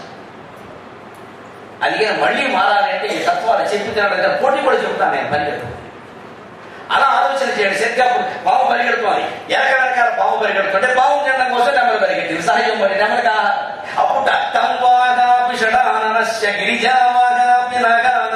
అప్పుడు వినాయకుడు మొహం ఏనుగు మొహం కదండి, అది సింహం చూసింది. అమ్మవారి వాహనం సింహం, సింహానికి ఏనుగు ఆహారం. అందుకే వెళ్ళి వినాయకుడి మీద దూకేసింటారు. వినాయకుడు అయితే దానికే ఏనుగు మీద దూకేస్తుంది. ఏనుగు కాబట్టి దూకేస్తుంది సింహం, దాని లక్షణం. అందుకే దూకేసింది. అమ్మవారు చూడండి, అప్పుడేమంటే తల్లికి కొడుకు మొహం మీద ఏ సింహం వెళ్ళి దూకితే తన వాహనం కాబట్టి దూకద్దాననే చెప్పాలి. కనీసం కాపాడే ప్రయత్నమైనా చేయాలి. ఒరే తప్పుకోరా అని అనాలి. ఏమనుకుంటే ఆవిడ ఏం చేసింది తెలుసా? ఎక్కువ సందర్భంలో సెటిల్ చేయాలి, ఎవరు కూడా వాడదు. ఆవిడ బాధ ఆవిడ ఏం చేస్తుందట? ఎంతమంది కలిసి ఉంటే శివుడు నెత్తి మీద చూస్తుంది. ఎందుకంటే అక్కడ గంగా ఉంది. ఆవిడ బాధ ఇక్కడ గుడికి ఏమయ్యాడు? అది ముందు జీవుడు రెండో వ్యవహారం పెట్టాడు, నెత్తి పెట్టాడు. మరి గంగాదేవి ఆయన భార్యని అంటారు కదా మామూలు.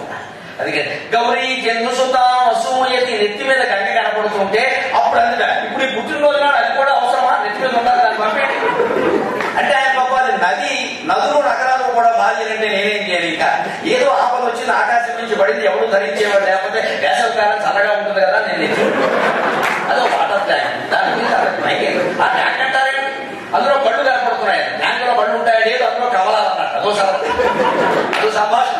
వాటర్ ట్యాంక్ అంటే నీళ్లు వేసవకాలం కదా కొండం పెట్టుకున్నాను అంటే లేదు, కళ్ళు కనపడుతున్నాయి. ఆడదానికంటే కాదు కాదు కాదు కరువు కమలము, కాదు కాదు ముఖము కమలం, అది ముఖం కనపడుతుంది, లేదు బాత్మం అని.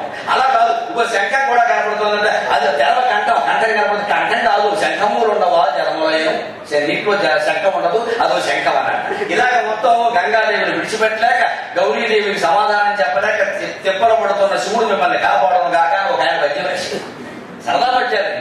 అందుకని ఆవిడ గౌరీ జన్మసుతామసు ఆవిడ ఈ గొడవలన్నీ పట్టించుకోవడం మన జామండి ముందు దాన్ని పంపేయండి, అది ఉంటే నాకు కుదరదు, మీరు తోటి మొదలెట్టాలి వచ్చాను, పైగా దాన్ని నెత్తి మీద ఎక్కించుకోలేమో ఎప్పుడు దింపుతారో ఇంట్లో ఎవరికి తెలుసు అని ఆ పాట.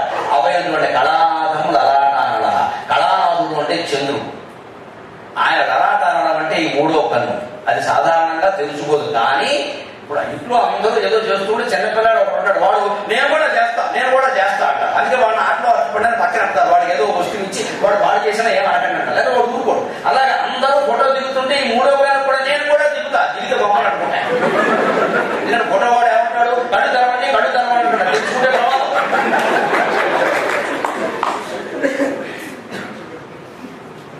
ఫోటో వాడు ఎప్పుడు 2 మాటలు చెప్తాడు, ఒకటి స్మైల్, అది మనకు మైల్, అది రాదు.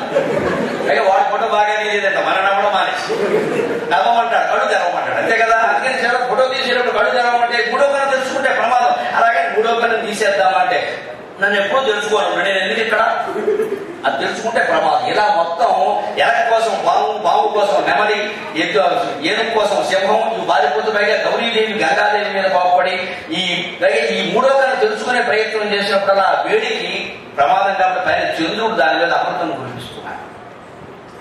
ఆ అమృత వర్షం కారణంగా అది ఎప్పుడూ తెలుసుకోదు. వీడు అప్పుడు నా నెత్తి మీద పెద్ద అమృతం ట్యాంక్ లాగా అస్తమానం కురుస్తాడు, మంచు కురిసినట్టు. నేను తెలుసుకుందుకు లేదు, మంచు కురుస్తుంటే రెప్పేలా పెరుగుతుందండి అని ఇవన్నీ ఇంట్లో కుటుంబ సభ్యులు, వాహనాలు, శరీరం మీద ఉండే విషయాలన్నీ కొట్టుకు చచ్చిపోతుంటే నిర్విణ సగస కుటుంబ కలహ, ఈ సంసారంలో ఉండే ఈ పేచీ పడలేక వేతంచ కళాకలం ఇంత గమ్మత్తైన సమాధానాలండి. కవిత్వం చమత్కారంగా చెప్పిన మన జీవితానికి ఎంత ఆదర్శం. నీ జీవితంలో భార్య ఒక రకంగా ఉంటుంది, భర్త ఒక రకంగా ఉంటాడు, పిల్లలు ఒక రకంగా ఉంటారు, వాళ్ళ వాహనాలు, వాళ్ళ మిత్రులు, వాళ్ళ బంధువులు రకరకాలుగా ఉంటారు. అందరినీ కలుపుకుపోవడమే శివతత్వం, అదే భారతీయుడు. కేవలం ఎవరు చెప్పారో తెలియదు మహానుభావుడు ఒక చాటు మీద ఆయనకి నమస్కారం పేరు ఎవరైనా చెప్తే సంతోషం, ఒక చాటు శ్లోకం. కానీ ఇందులో ఉండే గంభీరమైన అధ్యాత్మతత్వం గమనించండి. మామూలు లోకంలో నెమళ్ళు, పాములు, ఎలకలు, సింహాలు కొట్టుకోనంటే కైలాసంలో కూడా కొట్టుకుంటాయా? అలా కొట్టుకుంటే కైలాసం ఎందుకు? అది మన సందేహం రావాలి. కానీ ఇక్కడ జరిగింది ఏమిటంటే మొట్టమొదటి అందరూ కూర్చున్నాక జారే లక్షణం కలిగినటువంటి పాము విషస్వరూపం, అది విషపురుగు ముందు జారింది, అంటే శివుడికి దూరం అయింది. శివుడికి దూరం అయినప్పుడే ద్వేషాలన్నీ మనస్సులో ప్రవేశిస్తాయి. భగవంతుడికి దగ్గరగా ఉన్నంత కాలం ఏ ద్వేషాలు, ఏ గొడవలు ఒకటి చేసేసరికి వెనకాల పాము పరిగితే పాము వెనకాల నెమ్మదిగా అన్నిటి బుద్ధులు మారిపోయాయి. ఎప్పుడైతే మేము శివుడి దగ్గర ఉన్నామనే విషయం వాడు మర్చిపోయారో జీవ జంతువులైనవి వెంటనే శివత్వాన్ని కోల్పోయి శవత్వాన్ని పొంది మానవుల్లాగా దెబ్బలాడుకుంటున్నారు. అంతకుముందు ఎందుకు దెబ్బలాడుకోలేదండి, ఇప్పుడు ఎందుకు వచ్చిందండి? అంతకుముందు మేము శివుడి దగ్గర ఉన్నాం అనే భావనలో ఉన్నారు. మనం కూడా జీవితంలో దుఃఖం గాని, క్రోధం గాని, గొడవ గాని, అసూయ గాని ఎందుకు వస్తుందంటే మనం శివుడి దగ్గర లేవు అని ఒక్కోసారి ఎడమైపోతూ ఉంటాం. తరచుగా ఒక్కోసారి ఎక్కువ సార్లు అయిపోతూ ఉంటాం. మనం శివస్వరూపం అనే మనస్సులో స్మరణ ఎక్కువ ఉంటే ఈ రాగద్వేషాలు ఉండవు ఖచ్చితంగా. ఆ శివస్మరణ చేయడం కోసమే జాగారం చేయమన్నారు రేపొద్దున. అందుకోసం ఉపవాసం అంటే ఏమిటంటే ఉపేవాసం. సంస్కృతం తెలిసిన వాళ్ళు ఎవరు ఉపవాసం అంటే అన్నం మానేయడమని అర్థం చెప్పారు. దానికి అర్థం లేదు. ఉపేవాసం ఉపసమీపే, భగవంతుడికి సమీపంలో నివసించారు. సమీపంలో నివసించినప్పుడు ఆ ఫోటో దగ్గర దండకట్టుకుని కూర్చోవడం కాదు, ఆయన కూడా విసుగొచ్చారు. మనకు సమీపం అంటే అట్లనే గుళ్ళోనే కూర్చోడం. గుళ్ళో కూర్చున్నావు, మెడలో కూర్చున్నావు కాదు, నీ బుద్ధి ఎక్కడ ఉంది అది ముఖ్యం. నువ్వు ఎక్కడ కూర్చున్నావు కాదు. భగవంతుడికి సమీపంగా ఉండడం అంటే మన శరీరం కాదండి, మనస్సు. భగవంతుడికి సమీపంగా మనస్సు ఉండాలి, ఆయన గురించి ఆలోచించాలి, ఆయన కథలు వినాలంటే కొంత సమయం దొరకాలి. ఇంట్లో నలుగురు అన్నం మానేస్తే ఆడాళ్ళు వంట మానేస్తారు. వంట మానేస్తే వాళ్ళ జీవితంలో పెద్ద కార్యక్రమం అది. అందుకే 4 గంటలు కలిసి వస్తుంది. అందుకే ఉపవాసం అంటే అన్నం మానేయడం అర్థం. లేదా మనం అన్నం మానేస్తే దేవుడికి ఏమిటంటే ఆనందం. ఉడుకు అన్నం మానేస్తే తండ్రికి ఆనందం, తల్లికి ఆనందం. అన్నం మానేయడం మన ఉద్దేశం కాదు. అందులో చెప్పడం ఉద్దేశం ఏమిటంటే భగవంతుడు సమీపంలో ఉండాలి, మనస్సు ఉంచాలి, ధ్యానం చేయాలి, పూజ చేయాలంటే ఈ రోజువారీ పనులన్నీ పెట్టుకుంటే ఎక్కడ చేస్తామంటే వినాయక చవితికి సెలవు ఎందుకు ఇచ్చారు? పొద్దున 9ంటికి లేవమని కాదు, పడుకోమని కాదు. అంతకు ముందు రోజు భోగి అంటారు. క్రిస్టమస్ పండుగకు ముందు ఈ ఉన్నట్టే వినాయక చవితికి ముందు రోజు భోగి, సంక్రాంతి పండుగకు ముందు భోగి, దీపావళికి ముందు భోగి. హిందూ ధర్మంలో ప్రతి పండుగకి ముందు భోగి అంటారు. భోగి అంటే ప్రిపరేషన్ డే, తయారయ్యే రోజు.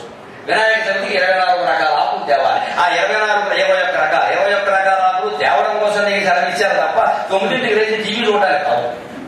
దాని తయారీ అని నాకు కావాలంటే సమయం ఉండదా, కాలేజీకి ఎలా చేస్తాం అంటే ఉపవాసం శివరా పండగ నాడు రోజువారీ కార్యక్రమాలు కొన్ని మానుకోకపోతే మనం ఏం చెయ్యడం. అలా ఉండగలిగితే మనం ఉంటాం. అందుకే ఉపవాసం అనే పేరు మీద రేపు అన్నం మానేయడం తప్పు లేదు, మానేయవలసింది. కానీ దాని ప్రయోజనం గమనించి ఇక అన్నం మానేయడం, వచ్చిన వాళ్ళ దగ్గర నేను ఉపవాసం ఉన్నా, నువ్వు కూడా ఉన్నావా, అది కూడా తెలుగుండే సాగు. నేను ఫాస్ట్, నువ్వు ఫాస్టా, ఇద్దరు ఫాస్ట్ కాబట్టి చదువు జరిగింది. కొంచెం స్లోగా ఉంటే చదువు వచ్చేది. అమ్మాయి అబ్బాయి ఇద్దరు కాబట్టి నేను ఫాస్ట్, నువ్వు ఫాస్ట్, నువ్వు ఫాస్ట్ కాదు, నువ్వు 3 ఫాస్ట్. ఇద్దరు ఫాస్ట్ కాబట్టి బండేసి గెట్టారు. ఇప్పుడు చదువు రారా మిగిలిన వచ్చి అంత ఫాస్ట్ పనికిరా, కొంచెం స్లోగా ఉన్నా. ఈ వ్యవహారాలకు ఏం అవకాశం లేదా? రేపు పెళ్లి అయిన తర్వాత 7-10-37 ఉందా తల్లి? అర్థంతో నేను సెలవు తీసుకుంటా. అమ్మా అల్లాడించి నిన్ను గర్భమున అల్లాడించు నీవు ఎల్లలేని మమత్వ భావమున నన్ను ఇన్నేండ్లకు సీసా శాలువ కుక్క జగమే మాయ. కనీసం మీరు గమనించండి, దేవదాసు కాలంలో ప్రేమ విఫలమైతే ఆత్మహత్య చేసుకోలేదు. తాగి కుక్కను కొట్టుకున్నాడు, గొప్ప వేదాంతం చెప్పాడు మనకి, అది కాదు. కానీ ఇక్కడ ఆత్మహత్యలు జరుగుతున్నాయి. కుమార సంభవం కావ్యంలో ప్రథమ సర్గలో కాళిదాసు హిమాలయ పర్వతాన్ని వర్ణిస్తూ ఒక అద్భుతమైన శ్లోకం రాస్తాడు. అది విద్యార్థుల కోసం రాస్తాడు. మీరు ఇంటర్మీడియట్లో సంస్కృతం తీసుకున్న వాడు అందులో చేయొద్దండి, నేనేం అడగలేండి, అప్పచెప్పదు. సమాచారం ఆధార్ కార్డు కోసం ఇంటర్మీడియట్లో సంస్కృతం. మీరందరూ హిమవన్నగ అనే పాఠంలో ఈ శ్లోకం చదివి ఉంటారు. మీరు అప్పుడు ఈ అర్థం తెలుసుకున్నారో లేదు, కానీ మన శ్లోకాల్లో ఉండే అంతరార్థాలు గమనించండి. పదం తుషారశ్రుతముదరక్తం యస్మిన్ అదృష్టాపి హతద్విమానం విదంతి మార్గం నకరంధ ముక్తైః ముక్తాఫలైః కేసరినాం కిరాతాః. ఆశ్చర్యకరమండి. ఈ శ్లోకం అర్థం చేసుకుని దీని భావాన్ని రాసి పట్టుకున్న రోజుకు ఒక్కసారి చదివితే జీవితంలో ఎప్పుడు ఆత్మహత్య జోలికి మనం వెళ్ళాం. ఎప్పుడు ఆశావాదం. కిరాతులు ఉన్నారు, వాడు హిమాలయాల్లో సింహాన్ని వేటాడతారు. సింహాన్ని వేటాడటం సామాన్యమైన విషయం కాదు, చాలా తెగించాలి, ప్రాణాలకి తెగించాలి. అందుకే మీరు గమనించండి, సమ్మక్క సారలమ్మ జాతర, ముత్యాలమ్మ జాతర, పోలేరమ్మ జాతరలో బలి చేస్తారు. ఎవరినండి? మేక, లోకు. సింహాన్ని ఏమనంటే చూద్దాం, ఓ పులిని వేయమనండి, పులి అక్కడ వేసేస్తుంది. కనీసం ఓ గుర్రాన్ని ఏమనంటే పట్టు తప్పించుకుని పారిపోతుంది. అందుకే సంస్కృతంలో చెప్పారు, అశ్వం నైవ గజం నైవ వ్యాఘ్రం నైవ చ నైవ చ అజాపుత్రం బలిం దద్యాత్ దేవో దుర్బలఘాతుకః. దేవుడి కోసం మాంసాన్ని భరించేవాళ్ళు కూడా చాలా తెలివైన వాళ్ళు. గుర్రాన్ని వేయలేదు, ఏనుగును వేయలేదు, సింహాన్ని వేయలేదు, లోకు మేక పిల్లని వేసేస్తున్నారు పట్టుకెళ్ళి. బాబు నిజంగా అమ్మవారికి బలి తెచ్చుకుంటే ఓ క్రూర జంతువులు వేయండి, దేశానికి కొంత పని తప్పుతుంది, మేలు తప్పుతుంది. అబ్బాయి మనకి లోకం ఏంటంటే కోడి. బాగా వచ్చాడు, కోడి కోసేసాం, ఆ మరణ వచ్చింది దాని ప్రాణాలు కోసేసాం. అందుకే కోడి కూరని అంటారు తెలుగులో. కోడి పడుకోవద్దు, ఎందుకంటే పడుకుంటే కోసేస్తారు, పడుకోవద్దు. అది మాట మాటిగా పడుకు అవి వేసుకోమని కోసేస్తారు. మనకి సంక్రాంతి పండుగ, దానికి స్పెషల్ అయిపోయింది. ఆలోచిద్దాం. మనకి ఏదన్నా ఒక్క పొరపాటు, మనకు అనేక వర్గాలు ఉన్నాయి కదా, ఇవాళ విద్యార్థుల్లో కొట్టుకోవడానికి రకరకాల యూనియన్లు ఉన్నాయి, రకరకాల కులాలు ఉన్నాయి. చిన్న తేడా వస్తే మానవ హక్కుల సంఘాలను వెళ్ళిపోతామే, మరి కోడి హక్కుల సంఘాలు ఉండవు, మేక హక్కుల సంఘాలు ఉండవా? వాటి హక్కుల్ని గౌరవించాల్సింది మనమేనండి, మానవులం కాబట్టి. ఖచ్చితంగా వాటికి హక్కులు ఉన్నాయనే విషయం కూడా తెలియదు. మనకి హక్కులు ఉన్నాయని తెలిసినప్పుడు వాటికి హక్కులు ఉంటాయి కదా. ఏకస్య క్షణికా తృప్తి ఏకం ప్రాణైర్ విముచ్యతే అహో మాంసస్య దౌరాత్మ్యం ప్రత్యక్షమివ దృశ్యం. ఒక్కడికేమో మాంసాహారం తినడం వల్ల కలిగే ఆనందం ఒక్కసారి ఆలోచించండి, విచక్షణ చేయండి. తినాలో తినకూడదు మీకేం తెలుస్తుంది.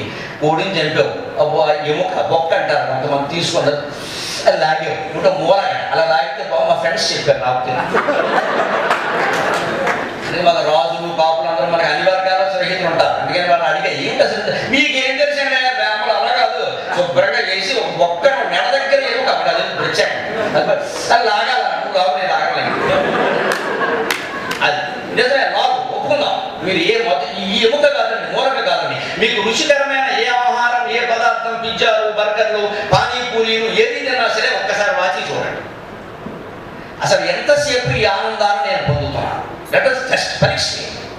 ఇలా ఆలోచన చేస్తేనే మనకి భక్తి జ్ఞాన వైరాగ్యాలు కలుగుతాయి. మాటల వల్ల కాదు, స్వయంగా పరీక్షించాలి. నిజమే, మాంసాహారం కన్నా బాగుంది అన్నప్పుడు టైం చూడండి. మీరు ఇల్లు అన్నాలు పట్టేదంతా 10 సెకండ్లు. నీకు 10 సెకండ్ల ఆనందం. ఏకం ప్రాణిని విముచ్యతే, దానికోసం దాని ప్రాణం పోయింది.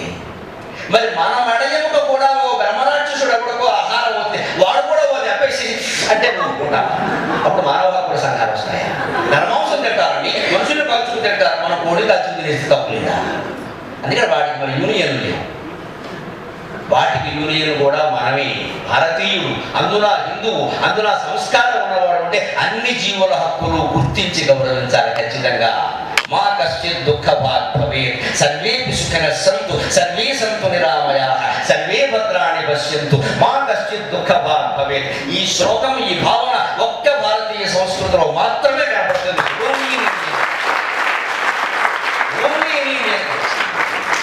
అందరూ సుఖంగా ఉంటారు. సర్వేపి సుఖినః సంతు, సర్వే సంతు నిరామయాః. అందరూ అనారోగ్యంతో ఆరోగ్యం అందరూ ఆరోగ్యాలు బాగుండాలి, ఎవరికి అనారోగ్యం రావద్దు. సర్వే భద్రాణి పశ్యంతు, అందరూ అభివృద్ధి చెందాలి. నేనొక్కడే కాదు, అందరూ బాగుండాలి, నాతో బాగుండాలి.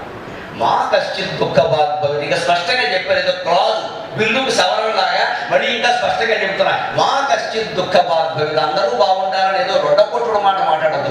ఎవడూ దుఃఖపడద్దని కూడా చెప్పాడు, పక్కన అర్థం కావాలి. మరి ఏ జీవిని దుఃఖపెట్టడమే ఎంత తప్పైతే సాటి మనుషులని, భార్యలని, భర్తలని, తల్లులని, తండ్రులని దుఃఖపెట్టడం ఏ రకంగా భాగ్యం అవుతుందండి? ఆలోచించుగా. దానికి ప్రమాణం చూడండి. ముందు మనం బతకాలి, ముందు ఆనందంగా ఉండాలి. రెండో దారి, మూడో దారి ఏదైనా వెతుక్కోవాలి, జీవితాన్ని సంపూర్ణం చేసుకోవాలి, అందరి జీవితాన్ని కాపాడాలి కదా. అందుకని ఒక మాట కాళిదాసు చెబుతాడు. కిరాతులు సింహాన్ని వేటకి వెళ్ళారు. సింహాన్ని ఎప్పుడు వేటాడతారండి? సింహం దగ్గరికి వెళ్ళి నిన్ను వేటాడాలనుకుంటున్నా, కాస్త దూరంగా జరుగు అంటే కుదరం, అది నేను వేటాడు. అందుకని ఏం చేయాలి? సింహం ఎక్కడ ఉంటుంది?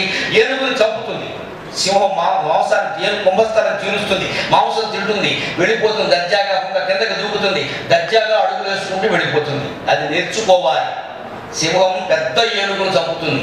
ఎంత తింటుంది తెలుసా? 100 గ్రాములు. దాని కుంభస్థలం మాంసం, తొడ మాంసం, మెడ మాంసం తిందో హీనమైన ఆలోచన ఉండవు. దానికి కుంభస్థలం మాంసమే తింటుంది. అక్కడ ముచ్చాల మాంసం అంట, చాలా బాగుంటుంది ఆ మాంసం. ఆ మాంసం కొద్దిగా తింటుంది, దిగి వెళ్ళిపోతుంది. మిగిలిన ఏనుగును మొత్తం అడవిలో ఉండే మిగిలిన జంతువులకి వదిలేస్తుంది. భారతీయుడు ఏబీవీపీ ఒక సింహంలా బతకాలి జీవితం.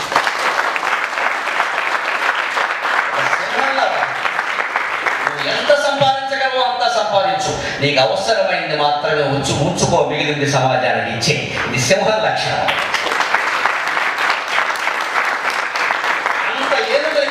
ఏనుగులు చంపినప్పుడు ఆ ఏనుగులు లాక్కెళ్ళో, బీకెళ్ళో, గుహలో పెట్టుకోవచ్చు, ఫ్రిడ్జ్లో పెట్టుకోవచ్చు. ఇంకో వారం రోజులు తిందండి. దానికి మళ్ళీ ఆహారం అవసరమైతే మళ్ళీ వేటకు వస్తుంది. దాని ఆత్మవిశ్వాసం ఏంటంటే ఎప్పటికప్పుడు తాజాగా తింటున్నా అదేం కన్నా ఫ్రిడ్జ్లో పెట్టుకు తింటాం దరిద్రం.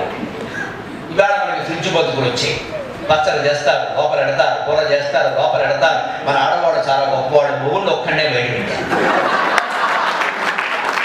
వాడు కూడా లోపల వారేస్తే గొడవ ఎలా పెట్టామో అలాగే ఉంటాడు. గొడవ అవసరమైనప్పుడు తీసుకోవచ్చు, అవసరం లేకపోతే అలాగే ఉంటుంది. కట్టగొట్టం. పాలు, పెరుగు, వెన్న, నెయ్యి ఫ్రిడ్జ్లో పెట్టడం చాలా తప్పండి. మనం తాగినవి తాగాలి, తిన్నవి తినాలని ఏమి ఇచ్చేయాలి. అవి నిలవ ఉండవు. వెన్న మీరు ఫ్రిడ్జ్లో పెట్టిన తర్వాత ఒక్క రోజు తర్వాత చూడండి, వెంటనే ఎరుపు పసుపు రంగులోకి వచ్చేసి తిన్నా ఒకటే మానేసిన. ఇవాళ కూరలు, పచ్చళ్ళు కూడా పెడతారంటే ఎలా మారిపోయింది సంస్కృతి. సింహంలా బతకాలి. అదే సింహం ఏనుగును చంపుతుంది, దిగి పెడుతుంది. అప్పుడు దానికి కూడా ముక్తాయాసం ఉంటుంది. మరి తిన్నాక మనకు కాస్త ఒక పురుగు తీయాలని అనిపిస్తుంది సహజంగా. మధ్యాహ్నం భోజనం చేశాక కాస్త ఒక అరగంట విశ్రమించడం అంటాం. అలాగే సింహం కూడా గుహలో పడుతుంది. అప్పుడు వెళ్ళి వేటాడాలి. అంతేగాని సింహం ఏనుగును చీలుస్తూ ఉండగా వేటాడితే అది మీద దూకుతుంది, పోతారు. అప్పుడు ఇంతకీ జరిగింది ఏమిటి? అక్కడ వీళ్ళు వేటాడదామని వస్తే అక్కడ దిగి నడిచి కదా, అప్పుడు దాని గోడలకి నెత్తురు అంటుకుంటుంది. ఎందుకని? సింహం గోళ్ళు ఇలా చీల్చినప్పుడు గోడల్లో నెత్తురు మరకలు ఉంటాయి కదా, నెత్తురు. ఆ నెత్తురు మరకలతోనే నడవడం వల్ల ఆ కొండ చర్యల దారిలో ఆ నెత్తుడు మరకల గుర్తులు ఉంటాయి. సింహం అడుగులు, దానికి నెత్తుడు మరకలు. ఆ నెత్తుడు మరకల అడుగు జాడలను బట్టి వెతుక్కుంటూ పెడతారు వేటాడేవారు. వెళ్ళి గుహలో పడుకున్న సింహాన్ని దానికి తెలియకుండా వేటాడతారు. తెలిసి వేటాడాలి కదా, అది పద్ధతి. కానీ ఏం జరిగిందంటే హిమాలయాల్లో ఎక్కడ ఐశ్వర్యం ఉంటుందో అక్కడే దరిద్రం ఉండే అవకాశం ఉంది. ఎక్కడ ఇంగ్లీష్లో చెప్పాలంటే మీకు అర్థమైన where there is an advantage, there is disadvantage also. సౌకర్యం ఉన్న చోట అసౌకర్యం కూడా ఉంటుంది, ఆనందం ఉన్న చోట దుఃఖం కూడా ఉంటుంది. మనం చూడగలగాలి. ఆ హిమాలయాలు చాలా గొప్పవి. సింహాలు అక్కడ ఉంటాయి, రత్నాలు అక్కడ ఉంటాయి, అన్ని బాగానే ఉన్నాయి. కానీ హిమం సౌభాగ్య ఉద్యమిలో విజాతం అని కాళిదాసు అన్నట్టే విపరీతంగా మంచు కురుస్తుంది. ఆ మంచు కారణంగా ఏమైందంటే ఆ రోజు బాగా మంచు కురవడం వల్ల ఈ నెత్తుడి మరకల అడుగు జాడలు చెరిగిపోయింది. మంచు కురిస్తే అంతేగా. అప్పుడు ఈ గిరిజనులకి వాళ్ళకి బాధగా వేరంగా సింహాన్ని వేటాడదాం అనుకున్నారు. దిక్కుమాలిన కొండ, ఇక్కడే సింహాలు ఉంటాయి, ఇక్కడే మంచు కురుస్తుంది. మా ఆవిడికి చెప్పాను ఏమైనా సరే సింహాన్ని వేటాడడానికి గోరు తీసుకొస్తానని చెప్పాను. అది అసలే తెక్క రకం, తీసుకురాకపోతే అన్నం కూడా పెట్టదురా అని వీడి బాధ. పక్కన కూడా వచ్చాడు, రంగా నువ్వు కంగారు పడకరా, చూద్దాం వేరే దారి ఉండదు. భగవంతుడు ఉన్నాడు, వాడు పాపం భగవంతుడు కూడా భగవంతుడు ఉన్నాడు, వాడు కావాల్సిన దేవుడు వాడు భాషలో బతుకుతాడు. అందుకని చుట్టూ చూశాడు. చూస్తే ఒక చోట వెంటనే యా అన్నాడు వాడు ఆనందంగా. అమెరికా ఏమిట్రా ఏమైనా దారి దొరికిందాడు. ఏమిటా దారి? అక్కడ ముత్యాలు అక్కడక్కడ రాలిపడి ఉన్నాయి. హిమాలయాల కొండ చర్యల్లో ముత్యాలు ఎందుకు ఉంటాయండి? అక్కడ ముత్యాల వర్తకులు వెళ్ళరు, ఉడికి చచ్చిపోతారు. ఆడవాళ్ళు అసలే వెళ్ళరు, ముత్యాల దండలు ధరించిన వాళ్ళు ఎందుకు ఉంటాయి? విచిత్రం ఏమిటంటే ఏనుగుల కుంభస్థలాల్లో నెత్తురు మాంసం ఉండదు, ముత్యాలు కూడా ఉంటాయి. ముత్యాలు ఏనుగు కుంభస్థలాల్లో ఉంటాయి, అడవి పందుల కోరల్లో ఉంటాయి, పద్మినీ జాతి స్త్రీల శరీరాల్లో ఉంటాయి. వెతికే ఇక్కడికి చంపేసి పద్మినీ జాతి అవరుడు శంఖిణీ జాతి ఉన్నారు మొత్తం. అందుకని అవసరంగా ముత్యాల కోసం వాళ్ళు ఏం చేయకండి, ఎంజాయంగా పాప నాకు వస్తుంది. అందుకని ఏనుగుల కుంభస్థలాల్లో ఉంటాయి, అడవి పందుల కోరల్లో ఉంటాయి, కొన్ని రకాల అశ్వాలు ఉంటాయి, వెదురుగొడలకి చివర ముత్యాలు ఉంటాయి. అనంతపురం జిల్లా పెనుగొండలో ఇప్పటిగా విత్తనం ఉంది, చెరుకు గడలకి బయట ముత్యాలు ఉంటాయి. ఆముక్త మాదిరిలో కృష్ణదేవరాయలు వర్ణిస్తారు. ముత్యాలు పుట్టడానికి వారాగి సుత్యుద్భవ వేణుజ అని 8 రకాల స్థానాలు చెబుతారు శాస్త్రాలు. ఆ శాస్త్రం వాళ్ళకి పరంపరగా తెలుసు, సంస్కృతం రాకపోయినా విషయం తెలుసుగా. అందుకే ఏనుగు కుంభస్థానంలో ముత్యాలు ఉంటాయి కదా. అయితే ఆ ముత్యాలు ఎక్కడ ఎందుకు పడతాయండి అంటే సింహం ఇలా చీల్చినప్పుడు దాని గోళ్లలో ముత్యాలు ఇరుక్కున్నాయి. ఎందుకు ఇరుక్కున్నాయి? సింహం గోళ్ళు ఎలా ఉంటాయి? వంకర టింకర ఓ వాణి తమ్ముడు సో అన్నట్టుగా వంకరగా ఉంటాయి. సింహానికి నెయిల్ కటింగ్ చేసే మొగాడు ఎంతవరకు అది చేసుకో. అందుకని వంకర టింకరగా ఉండడం వల్ల ఆ గోళ్లలో ముత్యాలు ఇరుక్కున్నాయి. సరిగ్గా కిందికి దిగ్గానే ఏమైందండి? ఈ ముత్యాలు రాలిపడ్డాయి. ఎందుకు రాలిపడ్డాయి గమనించండి మిత్రమా. ఎక్కడ ఉందో జీవితం. ఏ మంచు కారణంగా నెత్తుడి మరకల మార్గం చెరిగిపోయిందని కిరాతులు బాధపడుతున్నారో ఆ మంచు కారణంగానే ముత్యాలు రాలిపడ్డాయి. ఆ మంచు విపరీతంగా పోవడం వల్ల ఆ గోడల్లోకి వెళితే, గోడల్లోకి నీళ్లు వెళితే ఏమవుతుంది? వస్తువులు బయటకు వచ్చేస్తాయి. మనం ఇంట్లో ఏదైనా తూములో ఏదైనా చిన్న వస్తువు ఉండిపోయిందనుకోండి, గట్టిగా నీళ్లు వచ్చి కొడతాం, బయటకు వచ్చేస్తుంది. అలా గోడల్లోకి మంచు నీళ్లు వెళ్ళగానే ముత్యాలు బయటపడ్డాయి. అందుకని వాళ్ళు గమనించారు, వెంటనే ఆ ముత్యాల మార్గంలో వెళ్ళారు. గమనించండి శ్లోకంలో ఉండే గొప్పతనం. నెత్తుడు మరకల మార్గం చెరిగిపోయిందని నువ్వు బాధపడద్దు, ముత్యాల మార్గం నీ కోసం తెరిచి ఉంది మిత్రమా.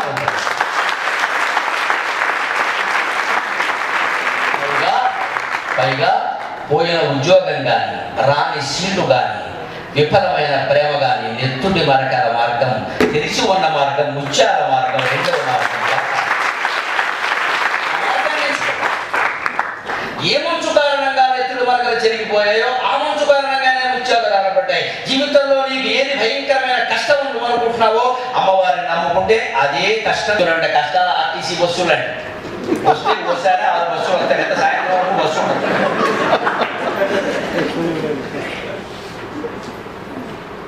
మీరు ఎప్పుడైనా మీ ఊరు పల్లెటూరు వెళదామని చూసినప్పుడు ఇమ్మిలీపని బస్ స్టాండ్లో నేర్పడి చూడండి. ఒక్కోసారి ఏమిటో తెలియదు, వచ్చేస్తాయి కట్టాల రూపాయలు 10 బస్సులు వస్తాయి. సరే ఆ ఊరు మీడియా అనుకుంటాడు, బస్సులు వస్తున్నాయి, 50 బస్సులు ఇంకా వస్తాయి, వెళదాం. మంచి సీట్లు చూసుకున్నాం అసలు గాలి అన్ని తగిలేలాగా, పక్కన అమ్మాయిలు కూడా ఉండేలాగా వీడు సరదా కలిగాడు. ఇలా అయ్యేసరికి ఏమైంది? 10 బస్సులు 6 బస్సులు వెళ్ళిపోయి ఇక 10 బస్సులు. అలాగే ఉంటుంది కష్టాలు ఆర్టీసీ బస్సులు లాంటివి. వస్తే బహుశాలే 10 వస్తాయి, లేకపోతే మళ్ళీ రావు. అందుకే గమనించండి, ఆర్టీసీ బస్సులు ఎప్పుడు వచ్చిన బస్సు ఏది 5 నిమిషాల నుంచి స్టాండ్లో ఉండదు. ఖచ్చితంగా అన్నీ వెళ్ళిపోతాయి. ఓ బస్సు వెళ్ళకపోతే ఇంకో బస్సు రాలేదు. ఎందుకంటే ఆ ఊరికి వెళ్ళే ప్లాట్ఫారం ఒకటే ఉంటుంది, 100 ఉండవు. మన జీవితంలో కష్టాలు కూడా వచ్చింది అంటే వెళ్ళిపోవడానికి వచ్చింది అనమాట. మనం సంతోషించాలి. కష్టం వచ్చిందంటే వెళ్ళిపోతుంది. 5 నిమిషాల్లో వెళ్ళొచ్చు, 5 రోజుల్లో వెళ్ళొచ్చు, 5 నెలల్లో వెళ్ళొచ్చు. అమ్మవారిని నమ్ముకుంటే రేపు వెళ్ళిపోవచ్చు. ఆ వెళ్ళిపోవడం కోసం నువ్వు చూడాలి, ప్రయత్నించాలి, దాన్ని భరించాలి తప్ప దాన్ని రాకూడదని కోరుకోవద్దు ఖచ్చితంగా. పైగా వెళ్ళిపోయే బస్సులే స్టాండ్లోకి వస్తాయి. రాని బస్సు, వెళ్ళని బస్సు డిపోలో ఉంటుంది, స్టాండ్లోకి రాదు. స్టాండ్లోకి వచ్చిందంటే వెళ్ళిపోవడానికి. అలాగే నీ జీవితంలో కష్టం వచ్చిందంటే వెళ్ళిపోవడం కోసం వచ్చిందమ్మా, నువ్వు కంగారు పడాలి. అది వెళ్ళిపోతుంది. వెళ్ళిపోయేదానికి అది రాకపోతే కంగారు పడాలి. ఏమిటో ఎప్పుడు వస్తుందో ఇంకా రాలేదు అన్నాడు, భరించాలి. వచ్చేసిందిగా ఇంకా అయిపోయింది. ఈ ధైర్యాన్ని మనకి సాహిత్యం ఇస్తుంది. కాబట్టి ఏ మంచు కారణంగా నెత్తుడి మరకలు జరిగిపోయాయో ఆ మంచు కారణంగానే ముత్యాల మార్గం దొరికింది. ఇంకో మాట గమనించండి, ఆలోచించండి. సాహిత్యం లోతుల్లో గడితే ఎన్ని విశేషాలు ఉంటాయో. నువ్వు ఆ మార్గంలో వెళ్ళి ఉంటే, ఈ కిరాతుల మార్గంలో వెళ్ళి ఉంటే సింహం వాళ్ళకి దొరుకుతుందో లేదో చెప్పలేం. సింహానికి వాళ్ళే దొరకచ్చు. కానీ ముత్యాల మార్గంలో పెడితే సింహం దొరకపోయినా నాకు ముత్యాలైనా దొరుకుతాయి. ఇంటి దగ్గర ఆడవాళ్ళు ఉన్నారా, వీళ్ళేదో సవాలు చేశారు, పురుగోలు పట్టుకొస్తాం, సింహం గోలు పట్టుకొస్తాం. ఈ పురుగోళ్ళు సింహం గోళ్ళు దేశంలో ఆడడానికి వారికి అక్కడ ముత్యాలే కావాలి. వాడు ఏదో సరదాగా అంటారు కానీ వాడు కావాల్సిన ముత్యాలు గోడు వాళ్ళు ఏం చేసుకుంటారంటే పల్లె ముత్యాలు పట్టు పోలే మా ఇంకెప్పుడు గోడు ముత్యాలు అనమాట. అన్నాడు వాడు కూడా వస్తాడు. అంటే ఇంట్లో స్త్రీని సంతోషింపజేసినా లేదు భర్తను సంతోషింపజేసినా ఇంత ఆనందంగా జీవితాన్ని తీసుకువచ్చి ఎందుకు ఆత్మహత్య చేసుకోవాలి? అందుకని యూనివర్సిటీలో, సెంట్రల్ యూనివర్సిటీలో మళ్ళీ రేపు ఉదయం తర్వాత, ఈ క్షణం తర్వాత ఇంకోసారి ఆత్మహత్య వార్త నేను పేపర్ చూసుకున్నాను.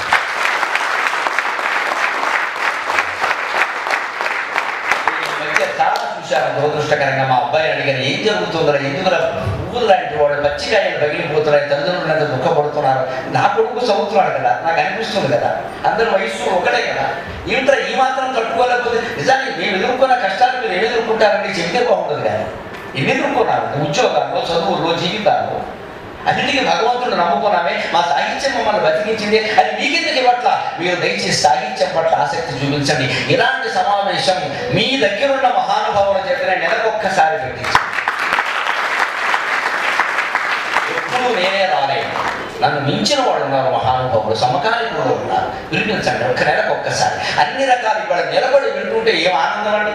ఇంత సాహిత్యోపన్యాసం, ఒక ధార్మికోపన్యాసాన్ని నిలబడి వినడం ఆ యూనివర్సిటీ విద్యార్థులు. ఇప్పుడు మిమ్మల్ని ఇంటికి వెళ్ళిపోకుండా ఆపింది ఎవరండి? కేవలం మీకు ఉండే ఆసక్తి తప్ప. ఆ ఆసక్తిని కాపాడుకోగలిగితే జీవితం అంతా మనం కాపాడుకోగలుగుతాం. చివరిగా ఎంతసేపు చెప్పినా చెప్పాలని ఉంటుంది, కానీ నాకు సంసారాలు ఉన్నాయి, పెద్దవాడికి సంసారాలు ఉన్నాయి, మీకు మీ వ్యవహారాలు మీకున్నాయి. ఆ సంసారాలు మీ వ్యవహారాలు నాకంటే మీవే ముఖ్యం. ఎందుకంటే సంసారంలో ఆలస్యమైనా ఇబ్బంది లేదు, వ్యవహారంలో ఆలస్యం అయితే కోపాలు వస్తుంది, ఏమైనా. అందుకని ఆ పాపం మళ్ళీ నాకేంటి. అందుకని ఒక్క మాట, భారతీయ సంస్కృతి అంటే సమన్వయం. జీవితంలో ఎటువంటి పరిస్థితినైనా తట్టుకోగలిగే సమం, ఎంత విభిన్నతనైనా భరించగలిగే సమం. భార్య ఒకలా ఉంటుంది, భర్త ఒకలా ఉంటాడు, అయినా భరించగలగాలి. తేడా రావద్దు. ఈవేళ యువతరంలో వినపడుతున్న మాట, పెళ్లిళ్ళు మన ఎక్కడో అవధానం చేస్తుంటే అడిగారు, ఈ కాలంలో పెళ్లిళ్ళు నిలబడటం లేదు, కారణం ఏమిటన్నారు? కూర్చుని చేసుకుంటారు, అందుకే నిలబడలేదు. నిలబడ చేసుకుంటే నిలబడేమో చూడండి. ఏం చెప్తామని నిలబడటం లేదంటే, వేడ మావిడాకు, రేపు విడాకు. గమనించండి, పెళ్లికి మావిడాకు కడతా. నన్ను అవధానం చేస్తుంటే అడిగారు అప్రస్తుత ప్రసంగంలో, ఏమంటే పెళ్లికి మావిడాకులు కడతారు ఎందుకు అని. ఎందుకు కట్టాలి కదండి, సంత ప్రతిదీ ప్రశ్నే. అందుకే నేను చెప్పా, ఏం చేయమంటావయ్యా మామిడాకులు అంటే, మరి మామిడాకులు కాకుండా కరివేపాకులు కట్టారనుకో పొద్దున్న టిఫిన్ టైంకి లాగేస్తాను, అరిటాకులు కట్టారనుకో మధ్యాహ్నం భోజనం టైంకి లాగేస్తాను. మామిడాకులు అయితే ఎవడో లాగడానికి అందుకు కాదండి, సరదాగా చెప్పాం. కానీ మామిడాకుల్లో మా తీసేస్తే విడాకులే, దంపతుల మధ్య మా అనే భావన చాలా ముఖ్యం. తీసేస్తే విడాకులు. పరిస్థితుల్లో నీ నా అనే మాట రాకూడదు. అంటే జీవితాన్ని నాటకంగా చదువుతూనే దేశం కోసం మనం ఏం చేశాం అనేది ఆలోచన చేయాలి.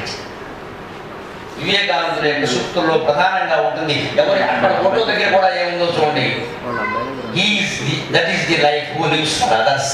ఇతరుల కోసం జీవించడంలో ఎంత ఆనందం ఉంటుందండి. నిజంగా ఆ ఇతరుల కోసం జీవించడం అనేటువంటి ఆనందాన్ని పొందగలిగితే ఈ దేశ సంస్కృతికి ఒకే ఒక లక్ష్యంగా ఉన్న త్యాగం మీకు అర్థమవుతుంది. రామాయణం, భారతం, భాగవతం గొప్ప గ్రంథాలుగా చెప్పుకుంటాం మనం, ఇప్పటికీ గొప్పవే. వాటిని మించినవి ఇంకా రాలేదు. కానీ మూడింటికి మూలం ఏమిటండి? రామాయణానికి మూలం రాముడు రాజ్యాచాడు.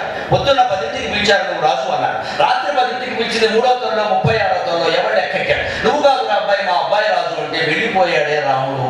ఇవాళ రాజకీయ నాయకుడు నీకు ఇస్తానన్న సింహాసనం నేను ఇవ్వనంటే అలా అంటాడు. ఆ వెంటనే ప్రెస్ మీట్ పెడతాడు, ఏ సై మొత్తం అందరినీ ఇవాళ చూడట్ల రాక్షస రాజకీయ. ఇవాళ రామాయణం అవసరం కాదు. పొద్దున్న 10ంటికి పిలిచారు అమాయకం చక్రవర్తిని. ఇంత చేస్తే 25 కూడా వయస్సు ఇది యువరాజు పిలిచి నువ్వు రాజు అన్నాడు. తండ్రి కాపోజ్ అనుకున్నాడు, ఏమి ఎగిరి పొంగిపోలేదు, పార్టీ ఇవ్వలేదు. నాన్నగారు మీ ఆజ్ఞ అన్నాడు రాముడు. రాత్రి 10ంటికి పిలిచింది కైక. ఎవరన్నా ఆవిడెవరిని చెప్పడానికి ఏమి అధికారం ఉంటే కన్నతల్లి కాదే. కానీ చెప్పిన మాట ఏమిటి?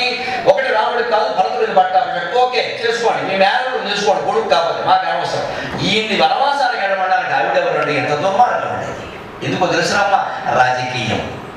రాజు కావలసిన వాడు రాజు కాకుండా వేరేవాడు రాజు అయితే, పూర్వపు రాజు కనుక అక్కడ ఉంటే రాజకీయ కైకి అంతఃపురంలో మొదలయ్యి అక్కడే ఉండి వడ్డించారు భారతీయ సంస్కృతిలో. అందుకని ఇంత పరిస్థితి రాముడు ఎలా పరిష్కరించాడండి? అమ్మా నేను వెళ్ళిపోతున్నానమ్మా, తప్పకుండా. పైగా కైకి ఏమని తెలిసి ఇది చేస్తాడో చేయడో, మీ నాన్నగారు అలా చెప్పమన్నారా? తల్లి అర్థంతో నేను సెలవు తీసుకుంటా. అమ్మా అల్లాడించి నిన్ను గర్భమున అల్లా